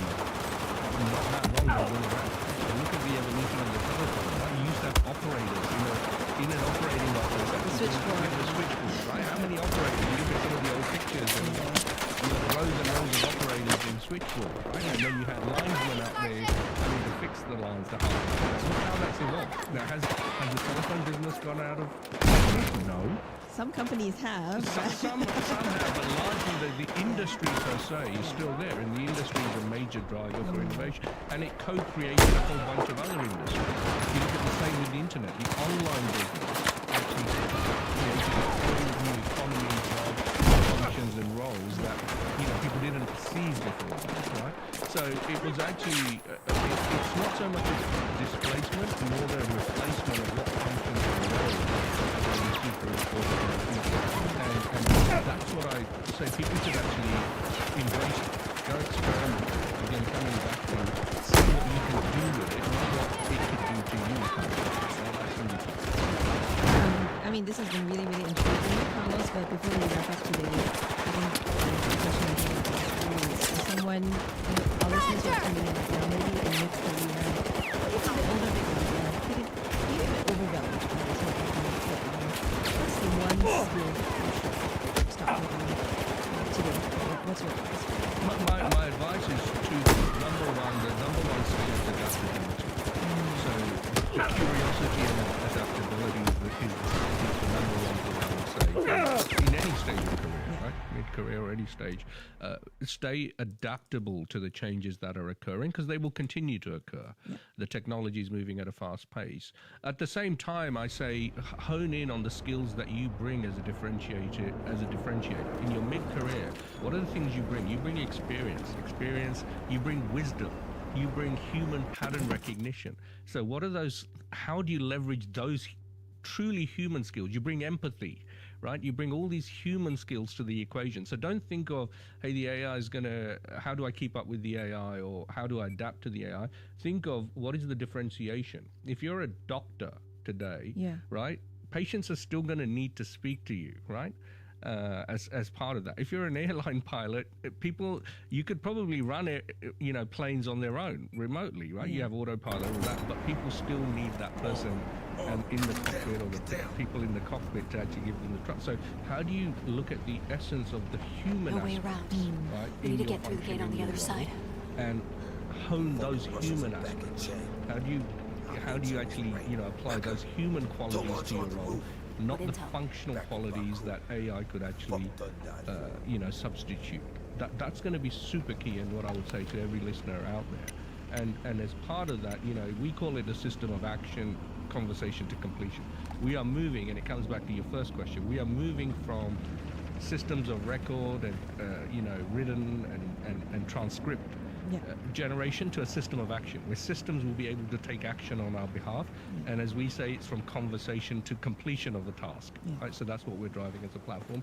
So the human element becomes the important differentiator for anyone in their career at this point in time in career development. So stay curious, stay adaptable, and know your human worth, your human value, the human difference that you can make when it comes to AI. Correct. Yeah. And see what you can do with the AI. Don't see what the AI is going to do to you. Definitely. Words to remember as we wrap up our conversation today with Carlos Quaderi, who is head of APAC at Zoom. Carlos, it's been an absolute pleasure. Thank you so much for your time and for coming on Mind Your Money today. Thank you. Thanks for having me. Thanks, Cheryl.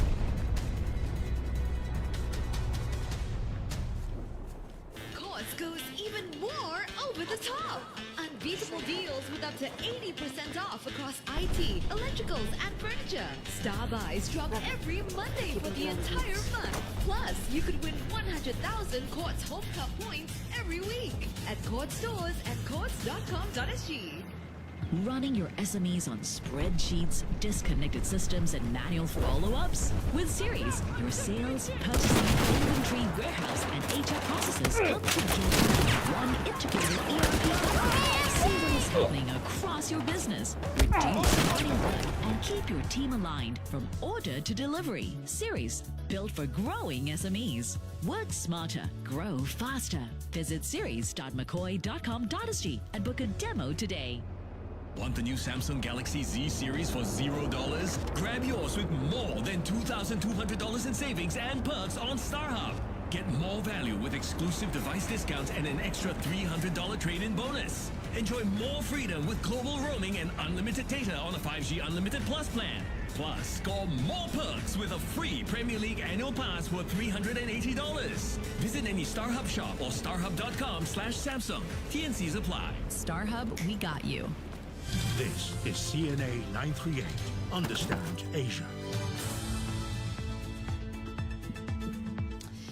It's 10:30 on CNA 938. Your news now with me, Cheryl Goh. The United Nations has warned that the already dire human rights situation in Myanmar has plunged to a new low, citing illegal mining and scam centers as fueling the crisis. Rights Chief Volker Turk said the agency's latest report depicts a picture of suffering, misery, No way and around. cruelty on multiple We need to get through levels the gate on the other and side. across the country that is heartbreaking. It highlights military violence against civilians through the persistent use of airstrikes, arson, attacks, and displacement. It says the military and the Arakan Army, an ethnic minority rebel group, were committing widespread and systematic abuse against the Rohingya minority. It also says illicit economies were helping to finance the conflict, with human rights abuses multiplying due to illegal mining, drug production, human trafficking, and scam centers. Myanmar has been in chaos since February 2021. Now, a possible further thaw in relations between China and India after years of tensions over an unresolved India's national security advisor Ajit Doval held talks with Chinese Foreign Minister Wang Yi and Beijing. He began talks on the border capacity. And the book focused on ensuring conflict does not continue. Both sides have, in decades of dispute, accused the other of trying to seize control over a border of roughly 3,500 kilometers. There was a crash in 2020 between Chinese and Indian troops. In the Gulf, he could have freeze relations for years, which really began to stabilize in early 2024 and brought on the government to disengage. The latest talks come ahead of a BRICS summit in Delhi next month. Chinese President Xi Jinping could attend with a larger delegation in what will be his first visit to India in 7 years. Neha Punia is covering the story for CNA and tells us what India is hoping to get out of these talks. So both sides have said they want to see the situation at the border improve. They want to see the peace situation at the border strengthen. You had Ajit Doval, who is the National Security Advisor of India, but also the special representative from India's side on the boundary question, meet the Vice Premier of China. And the Indian Embassy in Beijing had said that Mr. Doval has talked about how this is a historic opportunity for both sides to improve the current state of play of bilateral ties.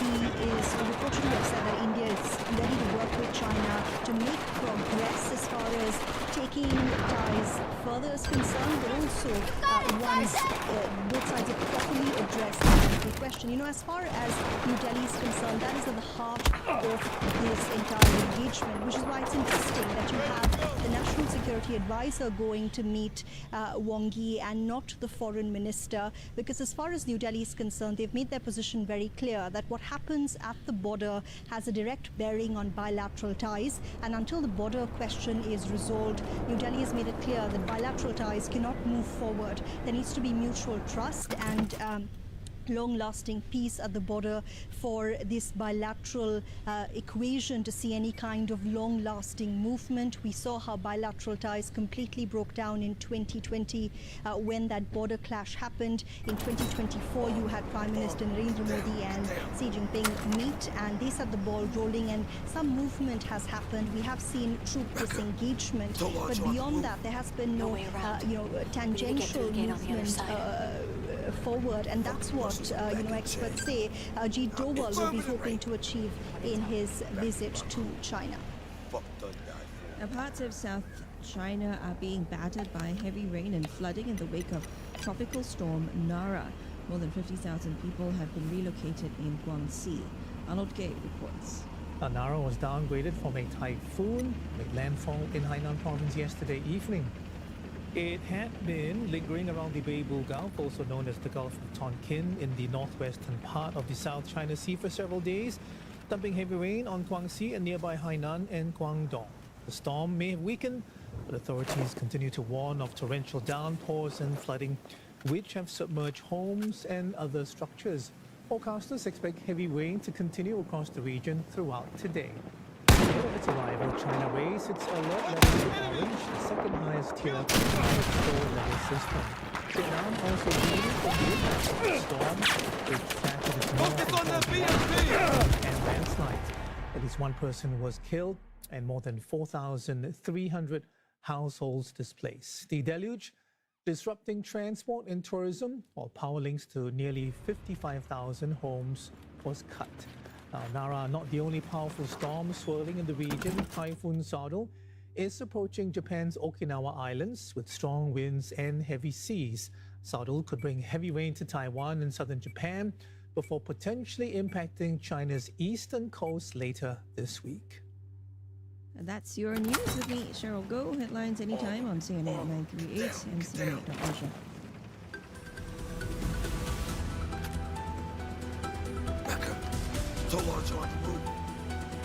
All right, Asia Business now on CNN 938, starting with how Canada has retaliated against the U.S. with tariffs on about $20 billion worth of American imports. Ottawa has vowed to match Washington's levies dollar for dollar and rate for rate as it urges residents to buy Canadian goods and launch a movement of resistance. A small group of American items will face a lower 15% duty. Most of the retaliatory tariffs are set at 25 or 50%. They target key American industries such as steel and dairy and extend to everyday purchases including seafood and clothing. These new measures come in effect on the 8th of next month. Here's Canada's Finance Minister, François-Philippe Champagne. Canada's counter-tariffs are designed primarily to provide protection for Canadian industry impacted by U.S. tariffs and allow them to compete against U.S. products in the Canadian market. It's all about fairness, it's all about level playing field, it's all about supporting Canadian workers and Canadian businesses. Susan Stone is credit union SME economics at Adelaide University, and she tells us how this conflict has underscored the importance of Canada strengthening trade ties beyond the U.S.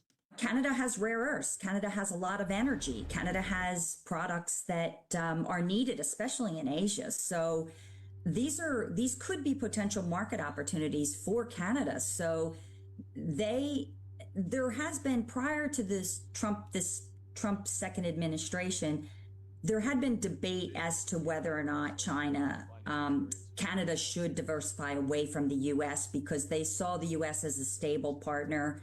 Even though they may be overly reliant, it was a relationship that they thought they could manage. But lately that has not been the case. And Carney actually ran on the platform of making Canada less reliant and was elected on that campaign promise. So this is an active policy approach that they're taking, and you can see that what's happening is only pushing them further in that direction. And still in business news, we are looking at how the Asian Venture Philanthropy Network says the region faces a $26 trillion funding gap through 2030, putting growth, poverty reduction, and climate action at risk. The issue took center stage at its global conference with health, education, and development high on the agenda. Ishan Garg reports from New Delhi. OECD data shows philanthropic funding towards Asia declined from $4.9 billion in 2020 to $4.6 billion in 2023. Global charity leaders here say exploring partnerships with state-backed philanthropy projects could help bring crucial new funds. Pairing government know-how with corporate capital, they say, can create efficient social impact. And though many state-backed charities have historically worked domestically, panelists say some are already working across borders, pointing to the UAE's Mubadala Foundation's projects in India's education sector. It's a model that Antara Indonesia Trust believes can be used for a similarly diverse nation like Indonesia. I think we want to bring in global partners as well, those who have track records and great programs who are already proven. We want to scale it up for Indonesia. Also work with local implementing partners in Indonesia because they know the local context. And because we are close to the state, we can also look at the priorities for Indonesia and see where we can focus. Experts say government-backed charities often outperform government programs themselves. They can be less tied up in red tape or worried about a possible political backlash, and partnering with them lets NGOs align with well-studied national priorities. The window to act, they say, is now, as Asia's own wealth grows faster than the aid flowing in from outside the region.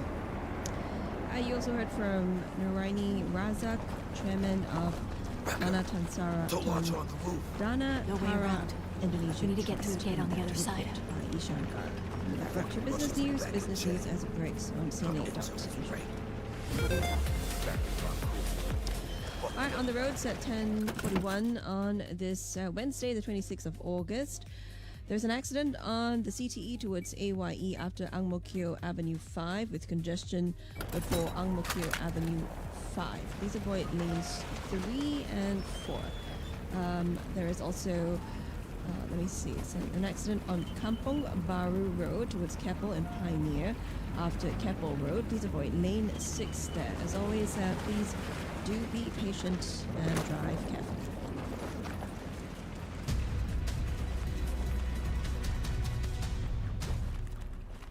This is Mind Your Money here on CNA 938, and you're with me, Cheryl Go. Now, Money Mind on CNA is a weekly personal finance program looking at ways people are making, growing, and spending their money in interesting and different ways. And this week, the episode asks a few questions, such as should you go all in on AI stocks, and also why are Indian graduates spending years to get a government job? Well, here to tell us more about this week's episode, we have the show's senior producer, Sona Ramesh, to join us. Sona, nice to have you with us as always. Hi, Cheryl. Morning. Morning. So, your story follows a young investor who invested heavily in AI and is, now trying to work out which companies are worth backing in the longer term. And tell us more about how he is making that decision, Sona. Yeah, when I say young, I mean really young, Cheryl. Ryan is just 22 and he's already this avid AI investor. He really believes that it is the next big thing. So at one point, AI stocks made up half his portfolio, but then, he had a 4-figure loss. Now, because some of these huge private AI companies are going to go public in the next couple of months, he's actually asking himself, these hard questions like where to put his money. And he's come up with a very interesting sort of 5-point test to apply to work out which companies are worth investing in. So I won't go into all the details now, but he does ask things like, do they actually do something that can easily be copied by someone else? Are they able to make money at scale? And do they have customer loyalty? Do people jump brand or stick to these companies, among other things? So what we did in this story is we really put this checklist to a professional investor to see what the take was on it, and you'll find the answer in the show. Yeah, okay. And we've so much money and excitement around AI, Sona. What are some of the risks that investors do need to be aware of? I think one is just simply paying too much just because of a hype. As a professional investor we spoke with in the story, puts it, a good business isn't a good investment if you get it at the wrong price. So in other words, it may tick all the boxes that make sense, but if it's so expensive, then guess what? It's not a good idea. Another one is concentration risk. So in Ryan's case example at the beginning, he looked into a diversified different AI-related stocks, but if they're also driven by the same theme, they can fall together when sentiment changes. And that's something that Ryan experienced. So because of that, he's actually reduced his exposure from that 50% we spoke about just now to now he's down to 25%. Well, we want to find out more about how Ryan is approaching his AI investing, and we have to capture that episode of Money Mind. There's another story this week which looks at issues in India these days. So young people are spending years preparing full-time for recruitment exams to get government jobs. What is the appeal of this? Very broadly speaking, the attraction is stability, job security, and a stable salary and prestige.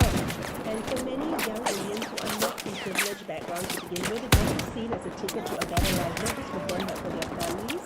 And that's the case for the young men that we spoke to, Daniel. So millions of young Indians are essentially putting their lives on hold for a couple of years after and to take part in these programs, and they're incredibly competitive. So, for example, Danish, who just graduated 2 years ago now, he's been studying full time since. The competition is enormous. It's not like you sit for the exam and your chances are pretty high that you'll get it. For example, one exam he sat for had 1.3 million candidates. The number of posts that they were offering at the end of this exam is 15,000. So that's 1 in 19 something like that. And that's a ratio that's very strong, and it gets worse the more prestigious the job gets. So competition really is very, very tough for these candidates. So for Danish in particular, what was the cost of him doing this? What was he giving up by spending so many years? Affirmative! So for Danish, really, to become the person, earning over 2 years, in fact, his passion was just to offer a job in the retail company. He turned it down to prepare for the exam. He thought the salary was too low. But had he taken it, you would assume that he could have earned, we calculated with him, and it was about 400,000 rupees, about 4,000 over those 2 years. And that actually meant just because families like his that come from lower income backgrounds actually go into debt to put their children through university education. So a lot of it's riding on him in that sense to make it up with a sort of prestigious job that he's hoping to get. And there's also the financial cost as well, the intangible cost, right? Now he spent 2 years studying full time. It's also the cost of the work experience you could have gotten during this time, the exposure that comes with it. And as one expert I spoke with also said, there's a mental cost, the stress of not knowing when you're going to get a job. So there's a sort of sense of isolation also. So there's a lot riding on young people like him who are putting all the eggs in this government job basket. Okay, so find out more about whether this investment that Danish is making is worth it. Do watch tonight's episode. CNA's Money Mind as 9 p.m. on CNA. You can also always watch it online on CNA Video on Demand. You watch on YouTube as well. And we've been speaking on Mind Your Money today to CNA's Money Mind's senior producer, Sona Ramesh. Sona, thanks as always for joining us. Thank you.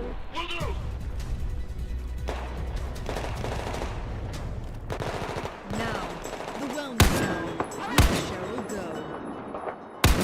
While life expectancy continues to rise, many are spending more years managing chronic health conditions, raising concerns about the growing gap between lifespan and health span. So what does this mean for employees, employers, and the wider healthcare system, and how can organizations move beyond simply raising awareness to helping people adopt healthier habits that last? Kenneth Tan, Chief Corporate Solutions Officer at AIA Singapore, as well as Adele Tan, Senior Director of Compensation and Benefits APAC at LinkedIn. For us, wellness starts from the top. Leaders support and advocacy. I think that's a huge one that leaders need to walk the talk by making time for well-being, both in policy as well as in programs every day. I think is that community encouragement. I feel that that's the most important. So employers, we create the conditions. Employees take the first step. Small actions repeated over time will lead to healthier, longer, and more productive life. The most important thing for me is about changing the value system. So valuing health is not just a value that well-being shouldn't be just a good to have benefit, but a long-term investment in the healthier and more engaged and resilient workplace. I think the need for thinking health, talking health, and walking health can we put in our own health KPI. Imagine if you have your own health KPI and organizations have a health KPI, how wonderful that would be. The Wellness Hour, brought to you by AIA Singapore. It's back to Mind Your Money here on CNA 938. You're with me, Cheryl Go. Now, Wall Street has steadied as technology shares rebound and pressure from oil prices and treasury yields ease. The major test is still ahead, though, from NVIDIA's results and the durability of the AI trade to sticky inflation rates and fresh geopolitical risks affecting Asian markets. While earlier on Open for Business, Haryanto Diman and Justine Moss spoke with Francis Tan, Chief Strategist for Asia at Indo-Suez Wealth Management, about NVIDIA's influence on the broader market and what the next phase of AI could mean for Asian semiconductor stocks. Well, I think it's in an interesting place. I think if sanctions were going to be effective or were effective, then it might have made sense to push even stronger economic sanctions against Iran prior to having economic conflict.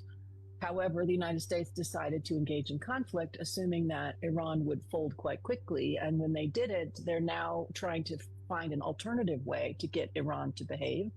And this time they're going to go back to economic sanctions. So I think if there was an easy way to do sanctions on Iran, you would have started with that. There is no easy way to do sanctions on Iran that would be meaningful. So we're now at the end of 6 months of conflict, returning back to tightening sanctions.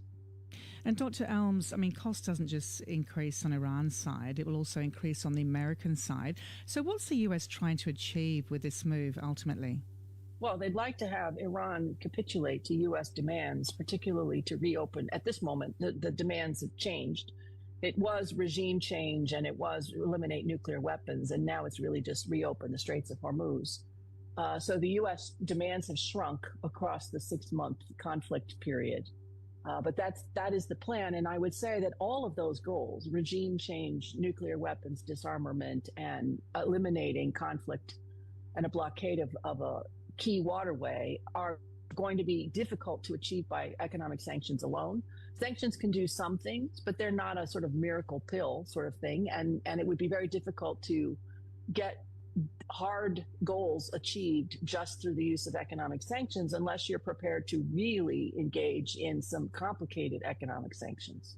So on that note, Dr. Elms, if Iran does survive this economic offensive and still refuses to budge, is there anything else that Washington can do, that US President Donald Trump can take sort of a route that will ultimately get what he wants?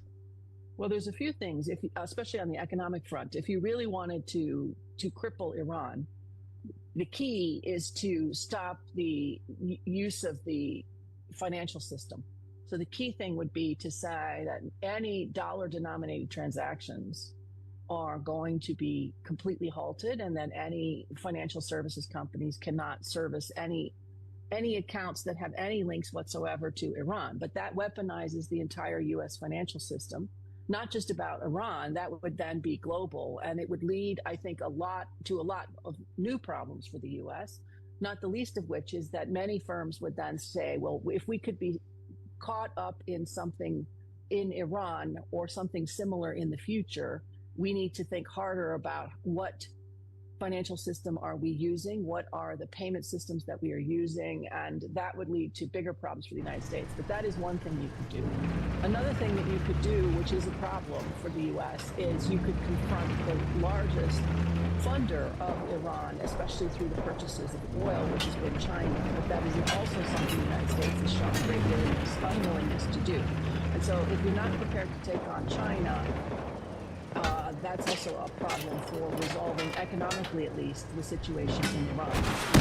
And Dr. Elms, I mean, Iran has its own alternative ways to move around. How can Washington close all these loopholes, really quickly? I think that is the real problem. They cannot.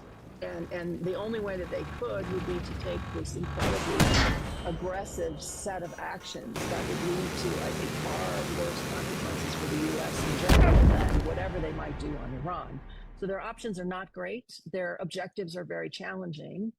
I would say, crucially, if you're going to do either economic sanctions or even military objectives, it's always easier to do so if you have a coalition that actually supports those objectives. The U.S. has not done so with Iran, or really, frankly, with most countries these days. So I think that is a challenge. You can either tackle this on your own ineffectively, you can tackle it with a group, and maybe you'd be more successful. We need to get through the gate on the other side. But the sort of halfway house of ineffective individual action, I think, is a problem for the U.S. and a problem for resolving the conflict in Iran. Let's talk about China. You mentioned that quite briefly as well earlier on, Dr. Elms. China is Iran's largest trading partner, but is it truly at risk here? I mean, is Washington really prepared to target major Chinese banks? And if China doesn't comply, then what happens next?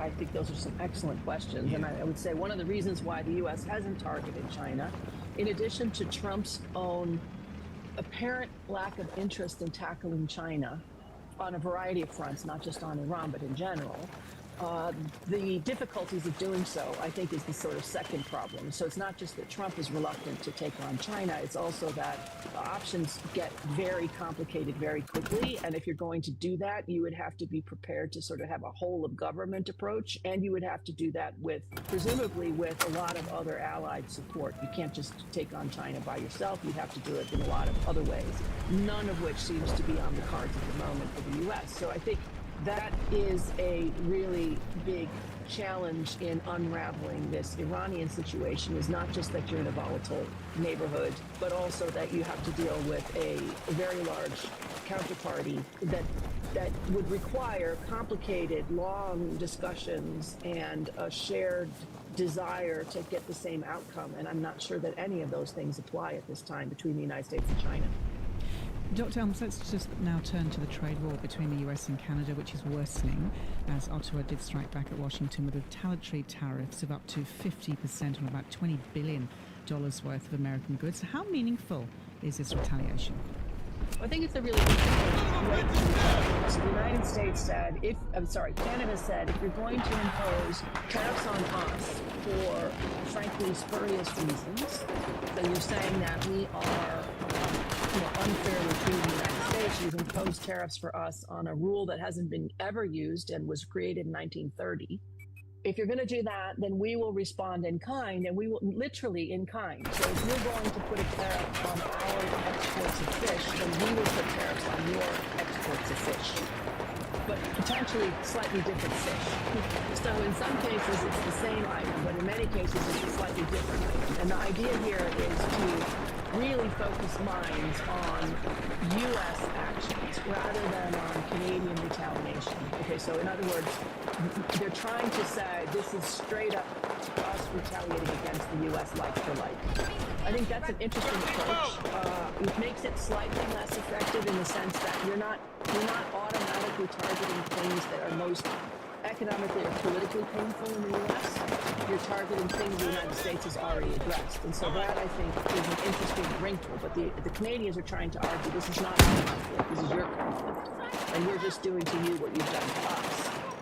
How effective that will be is unclear, particularly if Trump doesn't care what is the economic damage being caused by all of this conflict, then probably not much will change. But what the Canadians are hoping is that there will be enough pushback from American companies and crucially from American politicians who are harmed by this kind of behavior that they will force the Trump administration to back down on Canada.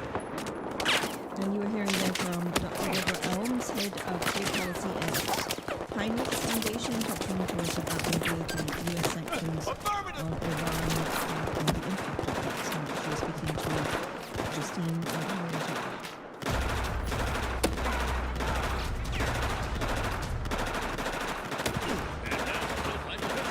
Gives you 600 GB of local data that you can also use in China and Japan.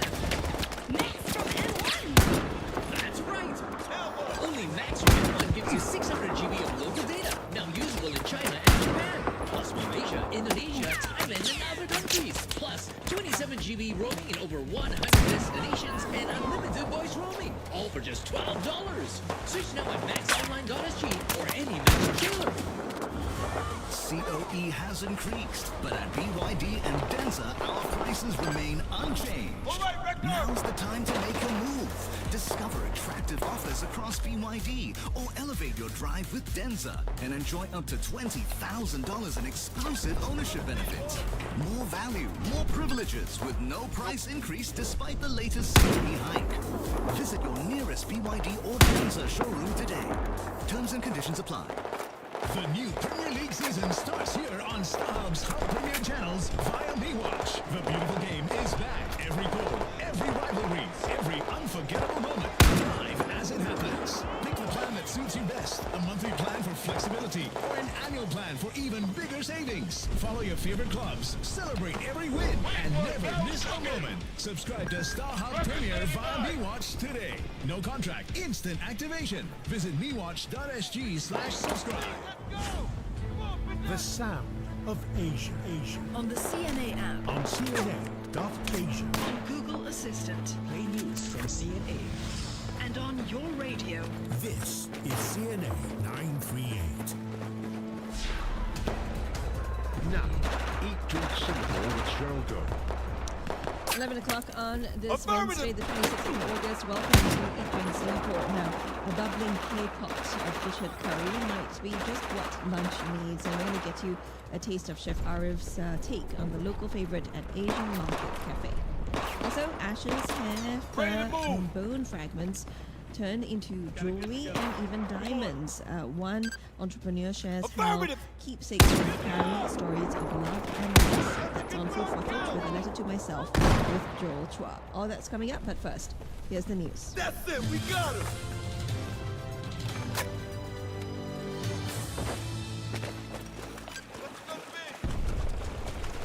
Singapore's National Development Minister Chee Hong Tat says the government is studying more housing measures for singles. It is part of his reassurance to singles and seniors that the government will continue to build flats for them. He was responding to a question on whether the news announced during the National Day rally could be seen as unfair to singles. We're also studying how singles who want to buy a larger flat together with their family members for mutual care and support, how we can allow them to do so. These are some of the additional moves that we're looking at. He told CNA that his ministry is also studying how to better meet the housing needs of larger families. Prime Minister Lawrence Wong had asked Mr. Chee to consider additional housing support for larger families, noting that bigger homes cost more. First is, I think we will have to look at how we can increase the supply of larger flats, 5-room flats, and more house over Singapore, all over Singapore. The second one is that PM mentioned this because if you want to buy a larger flat, whether in the resale market or BTO flats, the price will be higher compared to a smaller flat. So to help these large families, we will also be exploring what are some of the ways to ensure that we give them some additional support to keep the prices of the larger flats more affordable for them. Recker, Tolar's on the roof. And still in some news here, two Chinese nationals will be charged in court today over their suspected involvement in a conspiracy to counterfeit Singapore currency notes. The suspects are a 33-year-old man and a 25-year-old woman. The police say they received a report on Monday that a man had attempted to change a counterfeit $10 note at Marina Bay Sands Casino. When officers escorted the man to his hotel room, a woman was seen leaving with a printer. A total of 121 counterfeit $100 notes were found in her possession. Police also seized items believed to be counterfeiting instruments, including bottled ink, paper, and a paper cutter. The pair will be charged with engaging in conspiracy to counterfeit Singapore currency notes. They found guilty of maximum 20 years in jail and a fine. Now, Amos Yee, who already faces charges for international service, has been handed 4 new charges for posts he made about children. The 27-year-old allegedly promoted feelings of disharmony between racial and religious groups here in 2 blog posts in April. He is said to have discussed racial discrimination and suggested that members of certain races should protest to hold another race accountable. He also faces indecent communication charges over an article published in June and videos made overseas in 2021. His lawyer said he is taking instructions from Yee on the new charges. Prosecutors have offered bail of $15,000 with conditions restricting what Yee can post online. These include posts about his views on pedophilia or material inciting ill feelings between racial groups. His case returns for a pretrial conference on September 18th. He was deported from the United States in March. Now, the haze situation in Malaysia is worsening nationwide as fires continue to scorch huge swathes of forest lands in the neighboring Indonesia. Nearly 30 areas in the country are reporting unhealthy air quality. Sarawak, the closest state to fires, is the hardest hit. The city of Sirian logged its highest reading of 181 yesterday evening. API levels below 50 are considered good. The deterioration in air quality has mostly concentrated along the peninsula's western coast, in Selangor, Kuala Lumpur, and Kuala. Now, rescue and relief operations are underway in China after Typhoon Nara made landfall in Hainan province, the southernmost part of the country. Nara brought heavy rain and flooding. Chinese state media say at least 61,000 people have been affected in nearby Guangxi, where some rivers have reached their highest levels in decades. More than 50,000 people have been evacuated. Nara had been lingering over the northwestern part of the South China Sea for several days, dumping heavy rain on Guangxi and nearby Hainan and Guangdong. The storm may have weakened, but authorities have warned of torrential downpours and flooding. And Australia and Indonesia are holding their 10th Foreign and Defence Ministers 2+2 meeting in Melbourne, with security and closer bilateral cooperation on the agenda. Australian Foreign Minister Penny Wong and Defence Minister Richard Marles are meeting their Indonesian counterparts, Foreign Minister Sugiono and also Defence Minister Shafri Shamsuddin. The talks come just months after Indonesian President Prabowo Subianto and Australian Prime Minister Anthony Albanese signed a new treaty on common security. The agreement commits both countries to regular consultations on security issues and is intended to deepen cooperation. The meeting also follows expanded military cooperation as both countries navigate growing strategic uncertainty in the region. From Sydney, Roger Maynard has more on the key issues likely to be discussed. The primary aim of this meeting is to consolidate and implement the Australia-Indonesia Treaty on Security agreed by Prime Minister Anthony Albanese and President Prabowo Subianto in February. That agreement in itself represented an historic step forward in ties between the two countries, especially at a military level. It's all part of Indonesia's so-called free and active defense policy, whereby it endeavors to build closer security arrangements with the United States, Japan, China, and Australia without formally aligning itself with any particular sovereign bloc. Today's talks will further cement bilateral defense cooperation, border resilience, and regional security with Australia. More specifically, Indonesia and Australia are likely to discuss the principal object of this year's treaty, which commits both countries to consult each other when either of them face a security threat from elsewhere.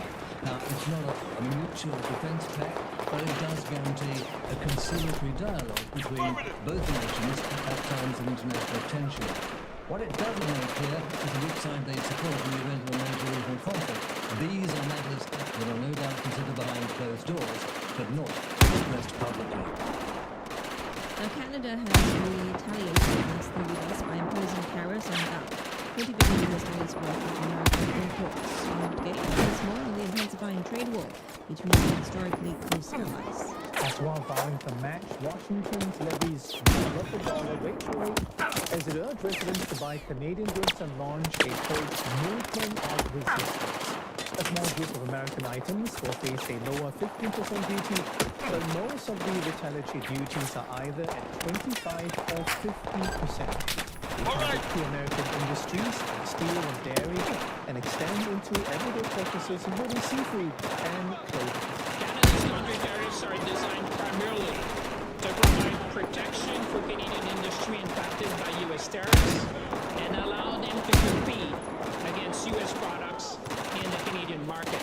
It's all about fairness, it's all about level playing field, it's all about supporting Canadian workers and Canadian businesses. The strains of the trade moving over to territorial claims. Mr. Trump once again alluding to Canada being the 51st U.S. state by referring to Prime Minister Mark Carney as governor. The U.S. leader also floated the idea of renaming Lake Ontario to Lake America. The lake comes much of New York's coastline and separating Clarksville from Canada's most populous city, Toronto. And for more on this, Canada's retaliatory duties have a trade relationship that has deteriorated fast, rolling limits fast. This is not just a story about cars, SUVs, and trucks. It is the latest escalation in a much wider U.S.-Canada tariff war. Let's start with the measures already hitting Canadian trade. Steel and aluminum, 50%. Softwood lumber, duties as high as 45%, preliminarily set to fall to around 35%. The ruling is pending. Since February, many Canadian goods have faced a 10% US tariff. First under a temporary surcharge, and since July, under the US trade law provision known as Section 301, although there are exemptions. And that came after the Supreme Court struck down Trump's earlier emergency tariffs, including a 35% levy on some Canadian goods. Then on August 22nd, Washington imposed another 50% tariff on about $20 billion worth of Canadian goods, including clothing, wine, dairy products, cement, and furniture. And now, autos could be next. Canadian vehicles currently face a 25% tariff, though only if that portion of the tariff isn't American-made. Washington and Ottawa had actually been discussing cutting that to 15%. One of the sticking points was trucks. Washington wanted the lower rate for cars and light pickups only. Prime Minister Carney said that would have made medium and heavy-duty vehicles produced in Ontario less competitive. 10 years with me, Cheryl Go, headlines anytime on CNA 938 and CNA Cuts Asia.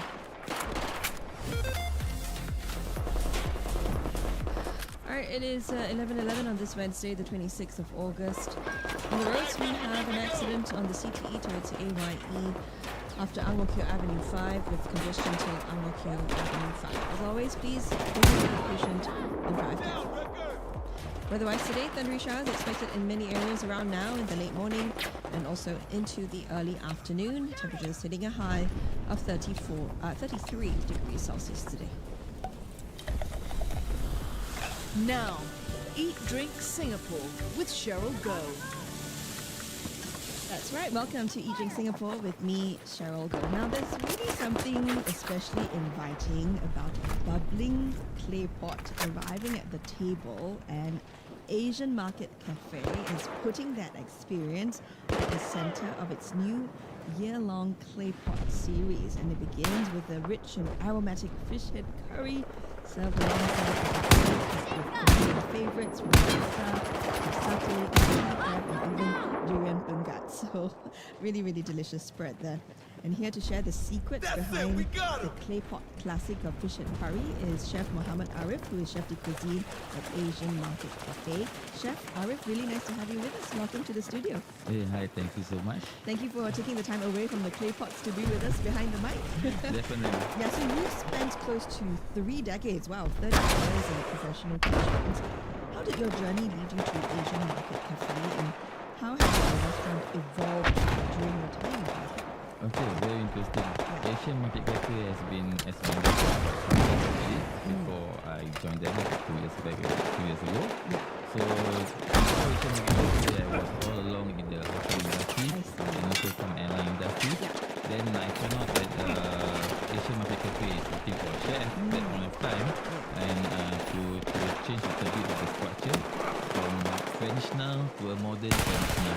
That's where I find it interesting, and I try to be honest, I tried to apply for the position, and I managed to secure the position, and that's where I am today. I managed to make Asian Market Cafe into, I still keep the tradition of the traditional food, but to make it update it a little bit. That's very interesting. We're going to get, of course, we'll talk more a bit about that. You know, it's also, Asian Market Cafe has also built its identity around being halal certified and serving up Singaporean and regional favorites as well. What must remain familiar for regular diners, like you said, the traditional flavors. And where do you then see the room to introduce something new, something that is very familiar? Okay, first and foremost, I'm a chef who always like to talk with them. I like to be another way around, it's K-pop. I like to go all over to the tables and talk to the customer and see what is their liking. Usually they will share like the chili crab, then certain times why don't we share some different recipe, like maybe perhaps like black pepper crab or something like that. And then from there I will curate the menu and make it more interesting. And then the guests will see like, oh wow, our concerns and whatever that we've been shared towards to the chef been implemented on the menu. Yeah, so you genuinely take their feedback. Can you yes. give us maybe an example? Is it maybe something they said maybe too salty or what is it? That's quite common in Yeah. the industry. Okay. Too salty, of course, we cannot please everyone. Yeah. But we have to be rational in our seasoning. Yes. In the kitchen. Yeah. But usually they will give feedback Do you see like it? they want more varieties. What kind of prep we are using, what kind of satays, what size of satay we are serving, etc., etc. So it's always interesting to hear them, and then from there we are able to work together and produce a nice, beautiful dish. That is wonderful. I think that's very meaningful because it's not just a one-way thing where you just serve something to the customers and expect them to enjoy it, right? So you do take into their feedback and then constantly improve on it. Yes. Well, that's wonderful, Chef Arif. Thank you. Okay, let's also talk about how the clay pot series will feature 6 limited edition dishes across the year. Why did you choose the clay pot in particular as the thread connecting all these dishes? Okay, very interesting. Because the clay pot always symbolize this part of the world. That's one thing. Secondly, clay pot is always hot when we serve to the customer.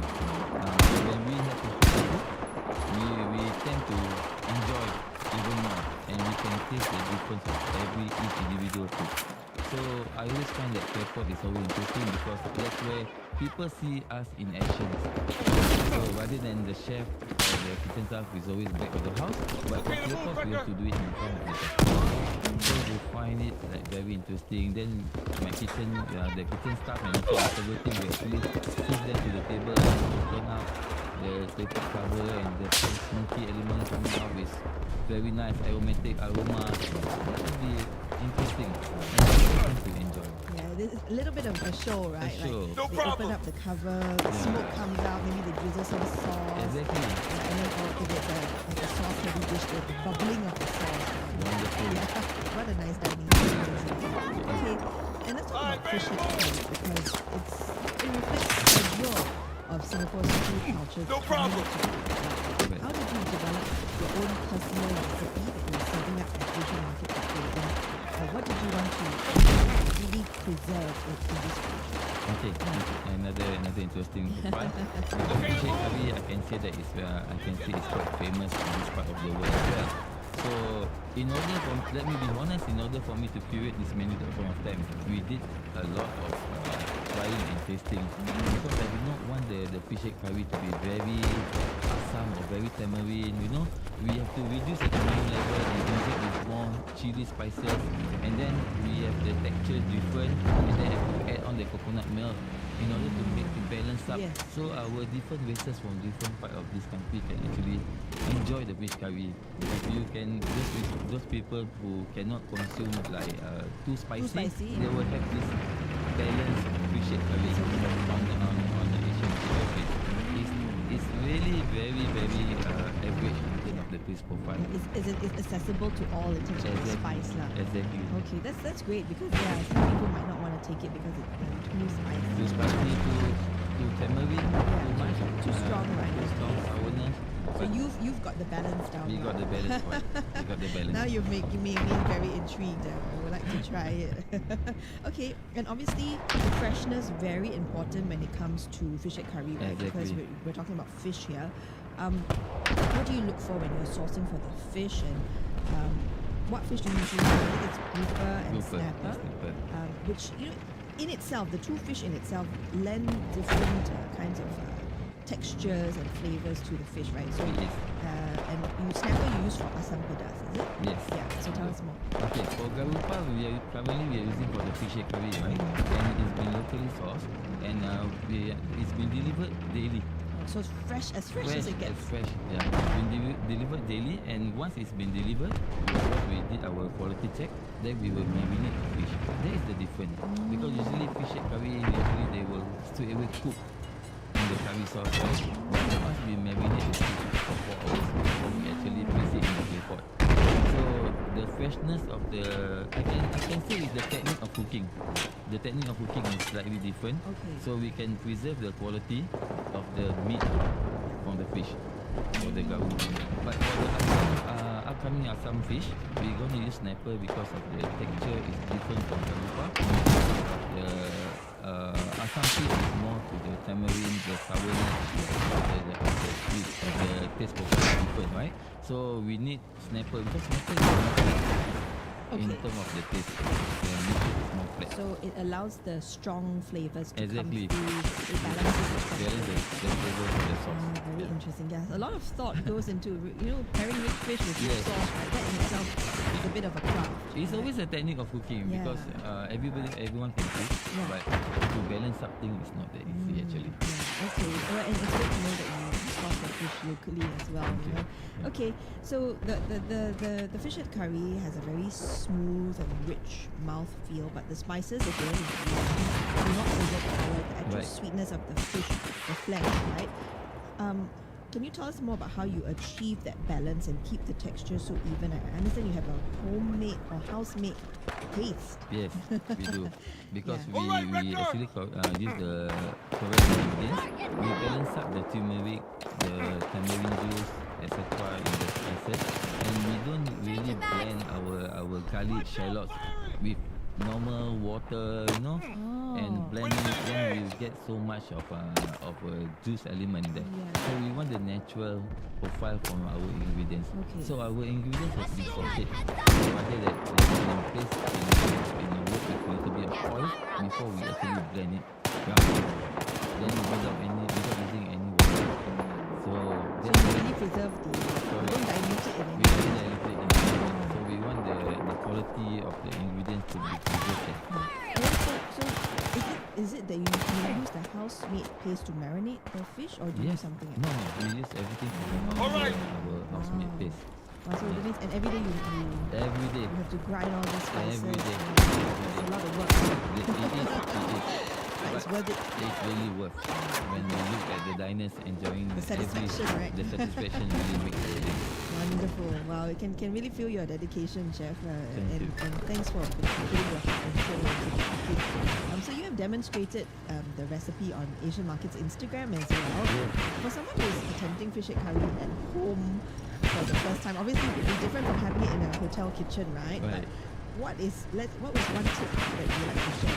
The most important step that our home chefs have to get right when it comes to making fish head curry. Importantly is the technique. Always keep your ingredients tight. Meaning to say, if the level of garlic, if you are someone that prefers to have more garlic in your dish, you can have more garlic in your paste, but you have to control the level. Secondly, follow the steps. Whatever that has been shown, whatever that I've shared in the Instagram, follow the steps. Then you will definitely get the right. Recipes exist for a reason, right? For a reason. Yes, the technique of cooking is really, Especially really first time, important. you follow the recipe, then maybe if it's like something, then you want to tweak a bit. Next time, please follow the recipe.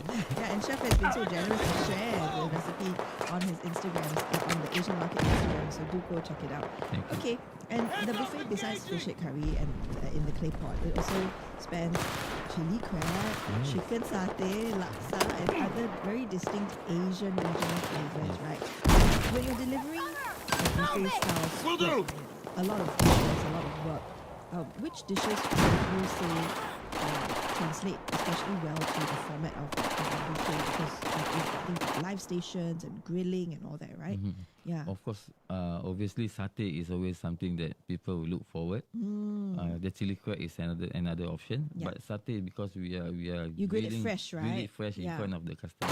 Something that we do in front of customer is always interesting. Yes. Because of the aroma, because you're seeing it visual, right? Yeah. So You it's eat always with your interesting. eyes and your nose first, and then you eat with your mouth. No doubt our chili crab is special. We do it from the back of the house, portions and portions. You'll be surprised to hear how many portions we are cooking every day. Tell me. It's a lot. Because one wok process is about 1 to 8 kilos.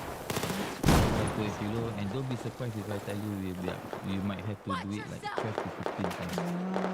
Okay. For just one session That's of lunch. how popular your Yes. and it's great that you don't mass produce because then it's not so freshly We're right? So not. that We don't So you top up when it. Exactly. Yeah, that makes more sense. I rather let our customers wait for a while to have Get it freshness fresh, of the right? chicken rather than it's being cooked. And sitting there for a long time. Wow, that's a lot of dedication again, chef. And then we got to talk about the durian pengat because that is a crowd favorite among durian lovers. Very rich and satisfying. Well, tell us more about it. Okay, finish the day with the durian pengat.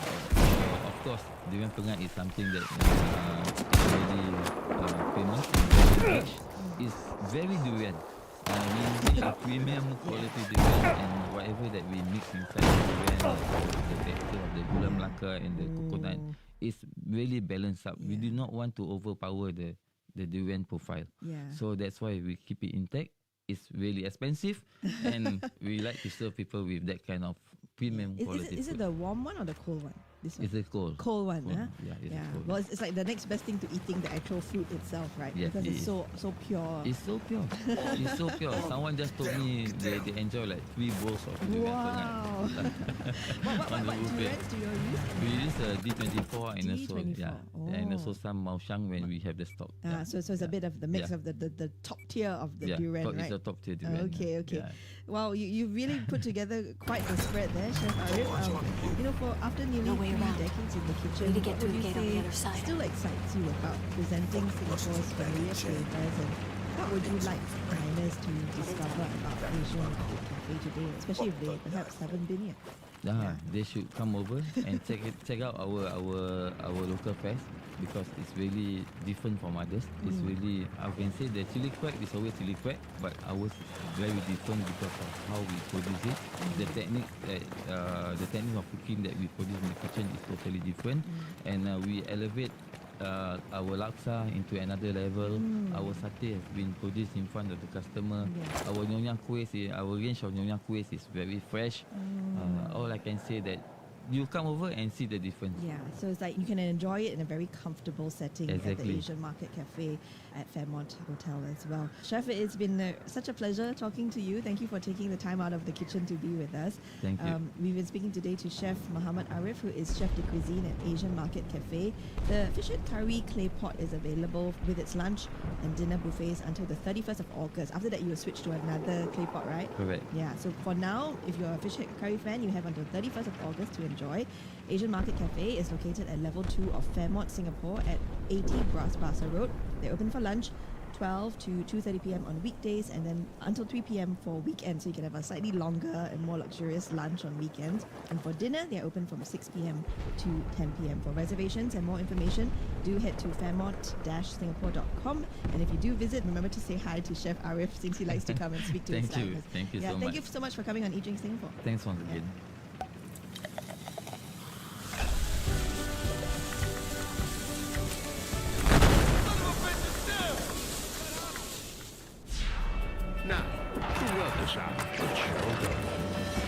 We're living longer than ever before, but longer lives don't always mean healthier ones. And as our lifespans increase, so do our working years.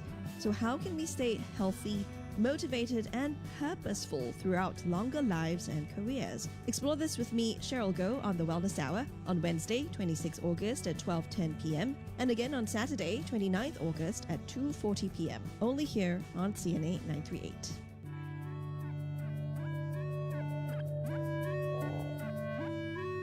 For industries, endless opportunities. From the 9th to the 11th of September 2026, one all-access visitor pass takes you across Medical Fair Asia, Medical Manufacturing Asia, Reha Care Asia, and OSH Asia at Marina Bay Sands, Singapore. Explore new technologies, meet global innovators, and connect with industry leaders across healthcare, medical manufacturing, rehabilitation, and workplace safety. Visitor admission is free with pre-registration. Register at medicalfair-asia.com. Want the new Samsung Galaxy Z series for $0? Grab yours with more than $2,200 in savings and perks on StarHub. Get more value with exclusive device discounts and an extra $300 trade-in bonus. Enjoy more freedom with global roaming and unlimited data on a 5G Unlimited Plus plan. Plus, score more perks with a free Premier League annual pass worth $380. Visit any StarHub shop or starhub.com/Samsung. TNCs apply. StarHub, we got you. Start your Sunday the fun way at Fit and Fun 2026. Join me, Cheryl Go, on Sunday, 4th October from 7:30 a.m. onwards for a morning of fitness, wellness, and community together with your favorite MediaCorp personalities. Kick things off with an energizing mass warm-up, then enjoy a guided community walk from Anchorvale to Compass One. Plus, catch the Everybody Knows Fair, packed with health and wellness booths, exciting games, and exclusive promotions. Sign up now for just $10 at fitandfun.sg and receive an exclusive Fit and Fun t-shirt. Hurry, limited spots available. Fit and Fun 2026, in conjunction with Everybody Knows, is organized by MediaCorp.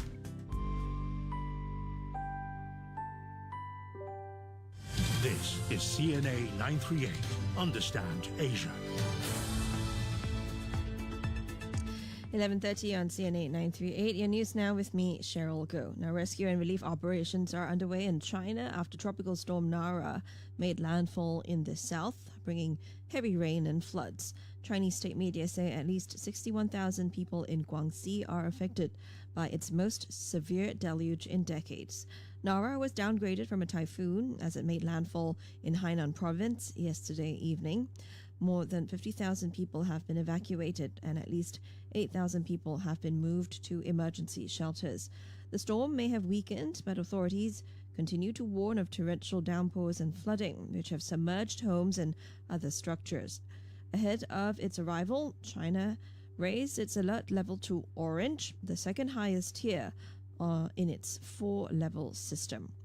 CNA's Deborah Wong explains the economic impact Nara will have on Guangxi.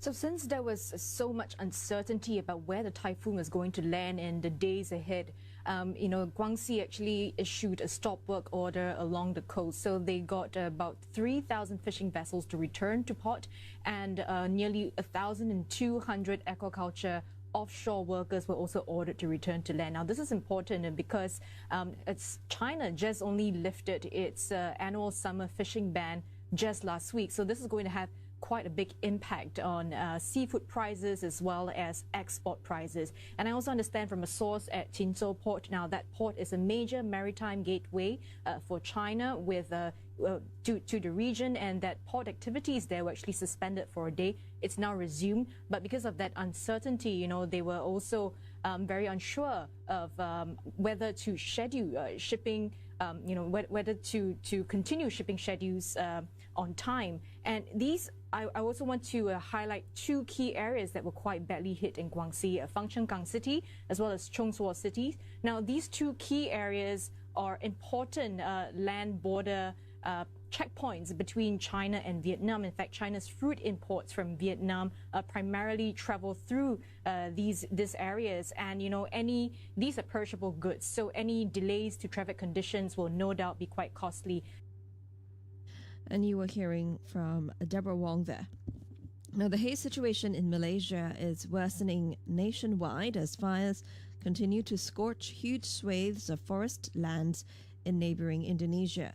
Nearly 30 areas in the country are recording unhealthy air quality. Sarawak, the closest state to the fires, is the hardest hit. Its city of Serian logged its highest reading at 181 yesterday evening. API levels below 50 are considered good. The deterioration in air quality has mostly concentrated along the peninsula's western coast in Selangor, Kuala Lumpur, and Malacca. The government is preparing to activate its disaster management committee if air quality readings exceed 150 for more than a day. The move could see outdoor activities suspended and schools, childcare centers shut. Penang has ordered its educational institutions to remain on alert to the latest warnings. Catherine Yule, professor of ecology at the University of the Sunshine Coast, explains what's behind peatland fires, the difficulties in restoration, and what's lost when it's been burnt. I'd say it's nearly all due to human activity and land management, because in the past, these peatlands very, very rarely burnt, even during droughts, because they are a giant sponge. And even if the water goes down, they're dome-shaped.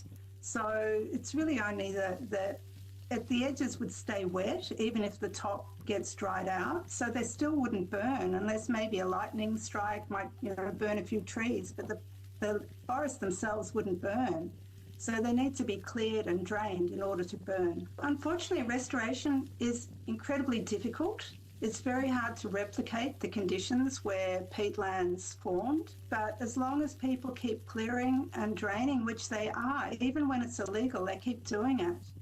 And they'll just keep happening until there's no more peat left. That's the only way that it's going to stop, unless these laws are truly enforced. Peatlands not only hold a third of global soil carbon, but the biodiversity in these peatlands is extraordinary. These extreme unique environments that are home to hundreds of species of fish that aren't found anywhere else, hundreds of species of other plants. So the biodiversity losses are absolutely enormous. And that is your news with me, Cheryl Goh. Headlines anytime on CNA 938 and CNA.Asia.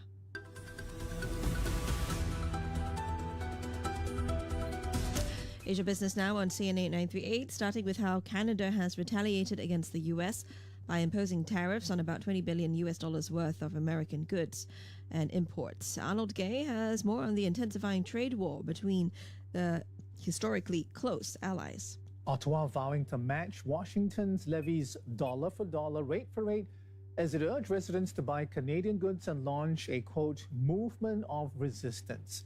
A small group of American items will face a lower 15% duty, but most of the retaliatory duties are either at 25 or 50%. They target key American industries like steel and dairy and extend into everyday purchases, including seafood and clothing. Canada's counter-tariffs are designed primarily to provide protection for Canadian industry impacted by U.S. tariffs and allow them to compete against U.S. products in the Canadian market. It's all about fairness, it's all about level playing field, it's all about supporting Canadian workers and Canadian businesses. The strains over trade are spilling over to territorial claims. Mr. Trump once again alluding to Canada being the 51st U.S. state by referring to Prime Minister Mark Carney as governor. The U.S. leader also floated the idea of renaming Lake Ontario to Lake America. The lake forms much of New York's coastline and separates Buffalo from Canada's most popular city, Toronto. And we move on now. You also heard there from Canada's Finance Minister Francois Philippe Champagne in that report by Arnold Gay. Now, AI chip giant NVIDIA will report its Q2 earnings after the closing bell today. It's expected to deliver robust growth as big tech continues to pour billions of dollars into AI data centers. And Bloomberg estimates that NVIDIA's Q2 revenue likely doubled from a year earlier to more than $90 billion. Much of that revenue is expected to come from hyperscalers as big tech companies fuel the AI industry's rapid data center expansion. Tony Nash is founder and CEO of Complete Intelligence. He explains why NVIDIA's earnings are still seen as a bellwether for the AI boom on Wall Street. I think NVIDIA, obviously, I think it's still good news. It doesn't matter whether we stay with these closed models like Anthropic or OpenAI, or we move to these open weight models that are predominantly Chinese. We still need processing power. So I think NVIDIA has real kind of momentum and staying power for the medium term at least. And do they have the same sway over markets that they had? Well, maybe not with AMD and some others coming in with kind of some competing offerings, but NVIDIA is still center stage and they still hold a heck of a lot of sway. Maybe not the kind of monopoly-like sway they held at one point, but they still hold a heck of a lot of sway. The Asian Venture Philanthropy Network says the region faces a $26 trillion funding gap through 2030, putting growth, poverty reduction, and climate action at risk. The issue took center stage at its global conference with health, education, and development high on the agenda. Ishan Garg reports from New Delhi. OECD data shows philanthropic funding towards Asia declined from $4.9 billion in 2020 to $4.6 billion in 2023. Global charity leaders here say exploring partnerships with state-backed philanthropy projects could help bring crucial new funds. Pairing government know-how with corporate capital, they say, can create efficient social impact. And though many state-backed charities have historically worked domestically, panelists say some are already working across borders, pointing to the UAE's Mubadala Foundation's projects in India's education sector. It's a model that Antara Indonesia Trust believes can be used for a similarly diverse nation like Indonesia. I think we want to bring in global partners as well, those who have track records and great programs who are already proven. We want to scale it up for Indonesia. Also work with local implementing partners in Indonesia because they know the local context. And because we're close to the state, we can also look at the priorities for Indonesia and see where we can focus. Experts say government-backed charities often outperform government programs themselves. They can be less tied up in red tape or worried about a possible political backlash, and partnering with them lets NGOs align with well-studied national priorities. The window to act, they say, is now, as Asia's own wealth grows faster than the aid flowing in from outside the region. And that's your business news as it breaks on CNA.Asia. All right, quick check on the roads for you at 12:40 on this Wednesday, the 26th of August. Stationary vehicle on the AYE towards Tuas after Jurong Port Road. Traffic light blackout at Eunos Avenue 5, Eunos Crescent Junction. As always, please do be patient. Drive carefully.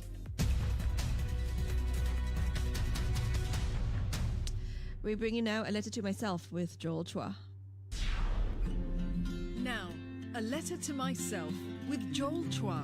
Thanks so much as always for joining us. Our guest today started two businesses that lets people transform the remains of their loved ones into wearable jewelry. And when I say loved ones, yes, I mean pets as well. Ashes, bone fragments, hair, and yes, even fur, turned into pendants, rings, necklaces, and even diamonds. Andrew Lim started his first brand, Apart.sg, back in 2022 after a deeply personal experience. And then in 2025, he expanded with another brand, Together Diamonds, with lab-grown diamonds made from the same human or pet remains. Andrew's work and the stories his customers have shared with him have deepened his perspectives on love and loss, and he'll tell us more about that in just a little while. But prior to starting his keepsake jewelry businesses, Andrew Lim was a professional underwater photographer, a passion that began in his teens. But I did it, again, not because of the art of photography, but because of storytelling. Yeah. I fell in love with it, right? And I got better at it. And when I was 20, right before national service, I had a few months of free time before enlisting. And all my friends, they were like, oh, we got to enjoy our last bit of freedom. They were partying every other day. I thought of things a bit differently. I was like, what can I do with my time to put me ahead of everyone else? So I'm actually quite an ambitious person by nature, right? So I was like, let me tick off something off like my bucket list. And that was to publish my own book. Photography book? Yes, that's right. So I flew to Manado, Indonesia. I was there for a month and a half. I was shooting every day. And it was really nice, right? Came back to Singapore, put everything together, self-published my book. And that was a whole, learning journey on its own, right? How do I get it out there? And again, my objective was to put myself ahead of everyone else. Who can I sell it to? I wrote emails to everybody. I wrote to Lee Kuan Yew. I wrote to President Tony Tan. All the ministers and my friends were laughing at me. To do what? To invite them to my book launch, because I was organizing everything alone. And this was when you were 20? 20, yeah. I finally set the date of publishing the book at 21. So the event itself the book launch was when I was 21, right? So yeah, again, I wrote over 1,000 emails. Friends were laughing at me. They were like, oh, you think what? President so free. But to me, my thinking is, if you don't try, it's a no, right? But if you do try, it's a maybe. And that was enough for me. Right. Come the book launch, a few ministers came by and it was very nice. Okay. President Tony Tan didn't. But A few months later, I received a letter from the Istana. He invited me over to have tea with him. Wow. Yeah, so that was quite cool. And then I got invited to speak on platforms like TED and TEDx and all that. So that was very nice. Because you published an underwater wildlife photography book by yourself at 20. Yes, and I donated part of it of the proceeds to charity as well. Because, I wanted to help the less privileged. Right. And eventually you did make a very meaningful career for how many years as an underwater photographer? Oof.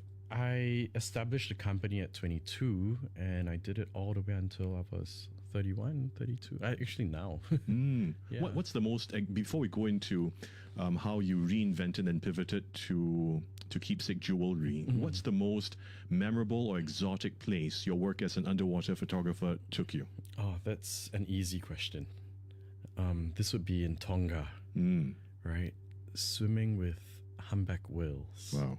Is something else altogether. Otherworldly, really. When you're with them and they look at you, they stare into your soul. They really do. Those huge, gigantic, unblinking eyes. Oh, yes. And when you hear the whale songs, the calls, it echoes and ripples through your body. It is so loud and it's so humbling. It's incredible, really life-changing. Yeah. Wow. I'm getting chills listening to the way you describe it. Yeah. So this was a very significant chapter of your life, of your journey. 100%. Yeah. 2022 is when you started your next company, your next business. That's right. Called Apart. Or is it Apart SG? Apart.sg. Apart.sg. Yeah. Tell us what Apart SG does. We started transforming ashes, hair and fur into jewelry, and later on breast milk as well. How did you get this idea? How did you get the idea to reinvent or pivot into this very, very niche business? It didn't start off as a business idea. It started off as a need. So I'm very close to my dad, right? Like I mentioned, every year he'll take us on a diving trip. When I was 21, 22, he suddenly had a heart scare. I remember rushing to the hospital because this was very sudden and very shocking. My dad is a marathon runner. You wouldn't expect, this to happen, right?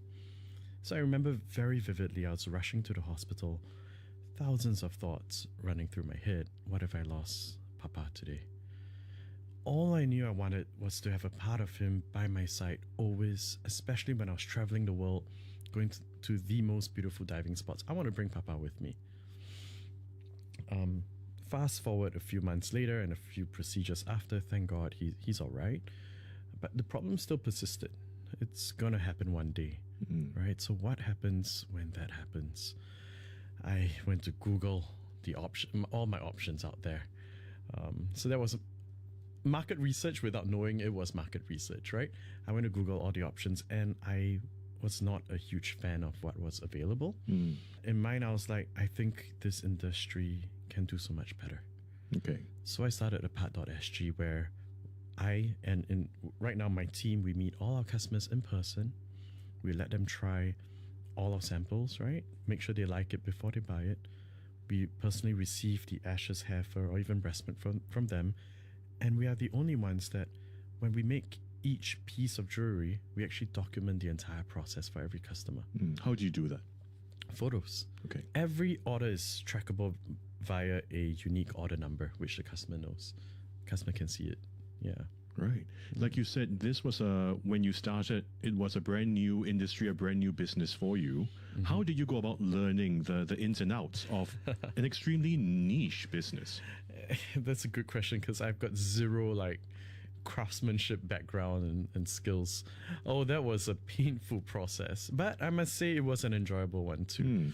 I learned a lot of stuff online, but online no one teaches you how do I put ashes in a ring. No one teaches you that, right? But I guess when you're a bit more resourceful, you can take bits of information from different sources, and in your head you're like, okay, this technically should work, and you just try it. That was how I was doing it, really. You were doing it by yourself, and by myself. You were physically putting yes human remains. So at that point in time, I had no access to human remains. Yeah, I was going to ask, how would you get access to that? I used chicken bones. Yeah. So I started playing with chicken bones first. Okay. That was all I had, right? So again, it all started off with it's a technicality, right? Like it should work. Then until I perfected the skill, that I set up my website and whatnot. And yeah, that's how Pad.SG started. This was in 2022. 2022. What has been, I mean, I'm sure you've had many moving interactions and encounters with clients who share with you why a particular, person or piece of keepsake jewelry means so much to them, right? Are there one or two instances, one or two encounters that stand out for you? You asked me this question and my hair starts standing immediately. You'd think after doing this for a couple of years, you get desensitized.